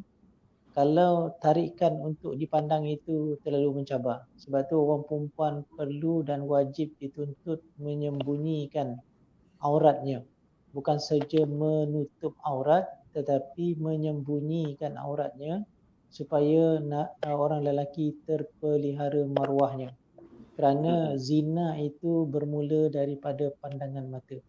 Jadi mudah-mudahan bagi kita kena takut kalaulah kita membuka aurat dan gambar muka kita yang menutup aurat itu dijadikan paparan umum, maka kita takut tiap-tiap hari kita meng-bank in-kan dosa kita dalam akaun kita. Kita takut. So, sebagai satu peringatan lah, Saudara Samsul, terima kasih. Terima kasih banyak. Jadi itu sebabnya saya, Ustaz Muhyiddin, Ashraf Muslim dan juga Saudara Zamir tidak sewenang-wenangnya memaparkan tubuh badan kami walaupun kami yakin gambaran kami boleh mengancam pandangan. Tak tahulah. Kan lebih kurang macam tu lah kan. Jadi kita berusaha lah menyembunyikan. Jadi kepada wanita-wanita dan lelaki-lelaki di luar sana, termasuk lelaki, saya yang paling tak tahan tengok yang tunjuk badan berketak-ketak ni. Ya Allah, cukup-cukup tunjuk kat isteri sudah lah. Tunjuk satu dunia tengok apa pasal. Lepas tu adalah orang yang minat dengan badan itu, screen capture, share pula lagi. Ya Allah, bertebaran-bertebaran. Akaun itu tersebar lagi tu. Dia punya masalah tu kan. Itulah dia. Baiklah, kepada Ustazah Safadiah, nasihat buat mereka yang sewenang-wenangnya memaparkan aurat mereka di media sosial, mungkin kata-kata nasihat yang mungkin Ustazah Safadiah ni dia biasa dengan ayat power dia. Dia kesimpulan ni jarang ada kajian tapi dia ada ayat power dia tu yang saya tak sabar nak dengar. Silakan Ustazah. Itulah Saudara Samsul, saya rasa saya minta izin nak habiskan seloka Boleh. Google. Boleh. Boleh ya? Okey. Boleh. Bersamalah kita mengkaji semula pakaian kita, bagaimana gayanya. Andai belum betul-betul bersedia, janganlah kita mencemar kesuciannya. Andai terasa hidayah menyinggah, lakukan yang betul mengikut sunnah. Menutup aurat, jangan sekali dirasa payah. Mengapa diperleceh? Itu kan perintah Allah. Andai di hati redha dan ikhlas, di wajah nur terpancar jelas. Walaupun bergaya tak berapa kelas, asal Tuhan tahu, di akhirat nanti pengorbanan terbalas. Wallahu a'lam. Hai. Tak sangka lah dia meninggalkan kesan dia dalam jiwa, sanubari dan hati. Itu dia. Saya saja bagi ayat-ayat power ni kat Syah Muslim sebab saya dengan Ustaz Nur Azamir, Ustaz Muhyiddin mungkin kita watak jaga kedai kucing dengan restoran bela kot gitu. At least ada. Kita tengah-tengah musim PKP ni memang cari job ni kan, macam tu lah. Kan? Macam tu lah. Jadi mungkin daripada saudara Syah Muslim pesanan pada rakan-rakan artis kan, mungkin rakan-rakan yang seni dan di luar sana tentang cara kita nak membawa diri ni, mungkin ada nasihat-nasihat akhir boleh diberikan. Silakan. Okey, bila nak bagi kesimpulan je dah gelap di bilik ni, lampu dah tak ada. Okey, nak cakap banyak pun saya pun artis kan, dan ramai kawan-kawan saya yang tidak berhijab, tidak memakai tudung pun kawan-kawan saya daripada saya mula lagi berlakon. Jadi saya selalu berdoa ya, minta Allah berikan hidayah terus lagi, dan juga kita pun janganlah kita salahkan dia, mungkin dia tak cukup ilmu ataupun mungkin dia masih belum sedar lagi, dan janganlah kita salahkan mereka, bantu mereka, tegur dengan baik ya. Sayangi mereka sebab saya sayang diorang ya. Kalau saya sayang diorang, kalau berharap semua orang sayang antara satu sama lain supaya hidayah ni dapat diambil dan diistiqamah setiap masa. Dan bukan senang nak berubah, memerlukan satu pengorbanan yang cukup besar, dan benda yang sebab kita tak tahu bila berubah ni dia punya nikmat dia macam mana, kita tak tahu. Dan bila selalunya benda tu berlaku dalam diri saya sebelum ni, dan rupa-rupanya nikmat ni luar biasa. Nak rasa nikmat dia, saya harap dapatlah berubah. Jagalah aurat, berubah daripada diri kita, hati kita, cara kita berfikir. InsyaAllah lah nikmat tu yang kita fikir tu kadang-kadang jauh beza, dan kita tak boleh nak fikir dengan akal kita sebelum ni. Dan itulah saya harap semoga kita sama-sama dapat bantu antara satu sama lain, dan juga jangan berikan, cakap perspektif yang tak baik pada mereka sebab mereka mungkin baru lagi, mungkin tak dapat lagi. InsyaAllah sama-sama kita tolong antara satu sama lain. Baik. Jadi saya pun nak kongsikan juga kepada semua, kalau Ustazah Sfadiah ada, saya ada lagi sikit. Tapi bukan seloka lah. Tapi tak tahulah apa nak panggil lah kan. Kebaya ketat, kain terbelah. Ikat tudung macam tak sudah. Nak ikut suruhan agama memanglah tak mudah. Tetapi Islam sebenarnya indah. Tutup aurat bukan suruh berselubung sampai tak nampak muka dan hidup. Yang faham tuntutan amat beruntung. Taklah bersungut, mulut pun muncung. Dah kalau mula minat nak bertudung, cubalah sesuaikan apa yang disarung. Kalau masih rasa jiwa tu mendung, maknanya nafsu tu belum dapat dibendung. Bertudung itu bukanlah satu paksaan, ianya lebih kepada keinsafan. Selalunya nafsu masih dikuasai syaitan, itulah pasal fashion pun yang bukan-bukan. Asal menutup aurat itu tuntutan, kalau dianggap susah tu sebab bosan. Yang ianya hati tak berkenan, tu yang berjela-jela mencipta alasan. Menutup aurat satu syariat, kepada agama kita taat. Hidup berkat, pahala berlipat-lipat. Di dunia selamat, di akhirat hebat. Aurat bukan satu alasan. Baiklah tuan-tuan dan puan-puan sekalian, malam ni seronok sangat, saya happy. Malam ni santai aja. Jadi itu saja tuan-tuan sekalian. Terima kasih banyak kepada Ustaz Muhyiddin selaku panelis yang paling romantik kita bagi anugerah malam ini. Dan begitu juga kita ada panelis yang paling selamba, iaitu Ustaz Nur Azami pada malam ini. Kita juga ada Ustazah Sfadiah selaku penyeri forum kita malam ni. Kalau tak ada perempuan tak syok juga malam ni. Dan begitu juga kepada saudara Ashraf Muslim yang menjadi punca berlumba-lumba mereka menyaksikan program pada malam ini, dan beliau memberikan satu buah fikir yang sangat berbeza buat kita nampak sudut pandang artis sendiri. Tak hanya dengar ke tidak kan, ingat artis ni kita nak balon ni tak ada. Jangan pandang ustaz-ustaz ni semua nak membalon pelakon apa semua, tak ada. Kita sama-sama bincang. Mudah-mudahan kita boleh jadikan satu bimbingan. Jadi kepada semua panelis, saya nasihatkan jangan leave dulu page ni. Selepas pada iklan ni kita ada sikit nak bincang. Baiklah, tuan-tuan dan puan-puan sekalian, itu saja daripada kami semua. InsyaAllah mudah-mudahan sungguhnya yang baik itu datang dari Allah SWT. Berkurang itu punca kelemahan kami sebagai manusia biasa. Pokok sekayu daun selasih. Thank you, terima kasih. Assalamualaikum warahmatullahi wabarakatuh. Waalaikumsalam warahmatullahi wabarakatuh. Bismillahirrahmanirrahim. Assalamualaikum warahmatullahi wabarakatuh. Apa khabar semua? Saya Syamsul Ubaid. Tuan-tuan dan puan sekalian, pertama-tamanya di kesempatan ini saya ucapkan terima kasih banyak kepada semua para peserta yang telah terlibat dengan program korban bersama dengan pihak Yayasan Budi Ihsan Malaysia YBIM pada tahun 2020 sebelum ini. Alhamdulillah, pihak Yayasan Budi Ihsan Malaysia telah berjaya menyempurnakan dan melaksanakan dengan cemerlang sekali ibadah korban pada terlepas untuk anda semua. Pihak YBIM ingin mengundang anda semua untuk join sekali lagi bersama dengan program ibadah korban untuk tahun 2021 ini pula. Kami dengan ini menggalakkan tuan-tuan dan puan sekalian agar mendaftar dengan lebih awal. Kalau anda kata nak daftar dulu, bayar kemudian pun tak ada masalah. Yang penting hasrat kita untuk meletakkan niat. Dapat pahala meletakkan niat itu dapat direalisasikan tuan-tuan dan puan sekalian. Tetapi kalau boleh anda daftar, bayar terus, lagi baik tuan-tuan dan puan sekalian. Bayaran ansuran pun dibenarkan, yang mana bayaran ansuran amountnya adalah berdasarkan mengikut sama dengan setiap satu bahagian. Nilai satu bahagian kita buat ansuran sampailah cukup 7 bahagian dan seterusnya. Kemudian tuan-tuan sekalian, sama-samalah kita niatkan kepada diri kita untuk memperbaiki dan juga menambahkan lagi kualiti ibadah korban kita. Sesungguhnya Allah Ta'ala telah berfirman, A'udzubillahi minasyaitonirrajim, Bismillahirrahmanirrahim, Inna a'tainakal kautsar fasalli li rabbika wanhar. Sesungguhnya Allah telah mengurniakan kurniaan yang banyak, maka beribadahlah, solatlah dan berkorbanlah tuan-tuan sekalian. Itu Allah Ta'ala suruh kita. Selain daripada solat, ibadah korban juga ditekankan. Begitu juga dalam surah Ali Imran ayat 92, Allah Ta'ala beritahu belum sempurna kebajikan seorang mukmin selagi mana dia tidak menginfakkan sebahagian daripada harta yang dicintainya.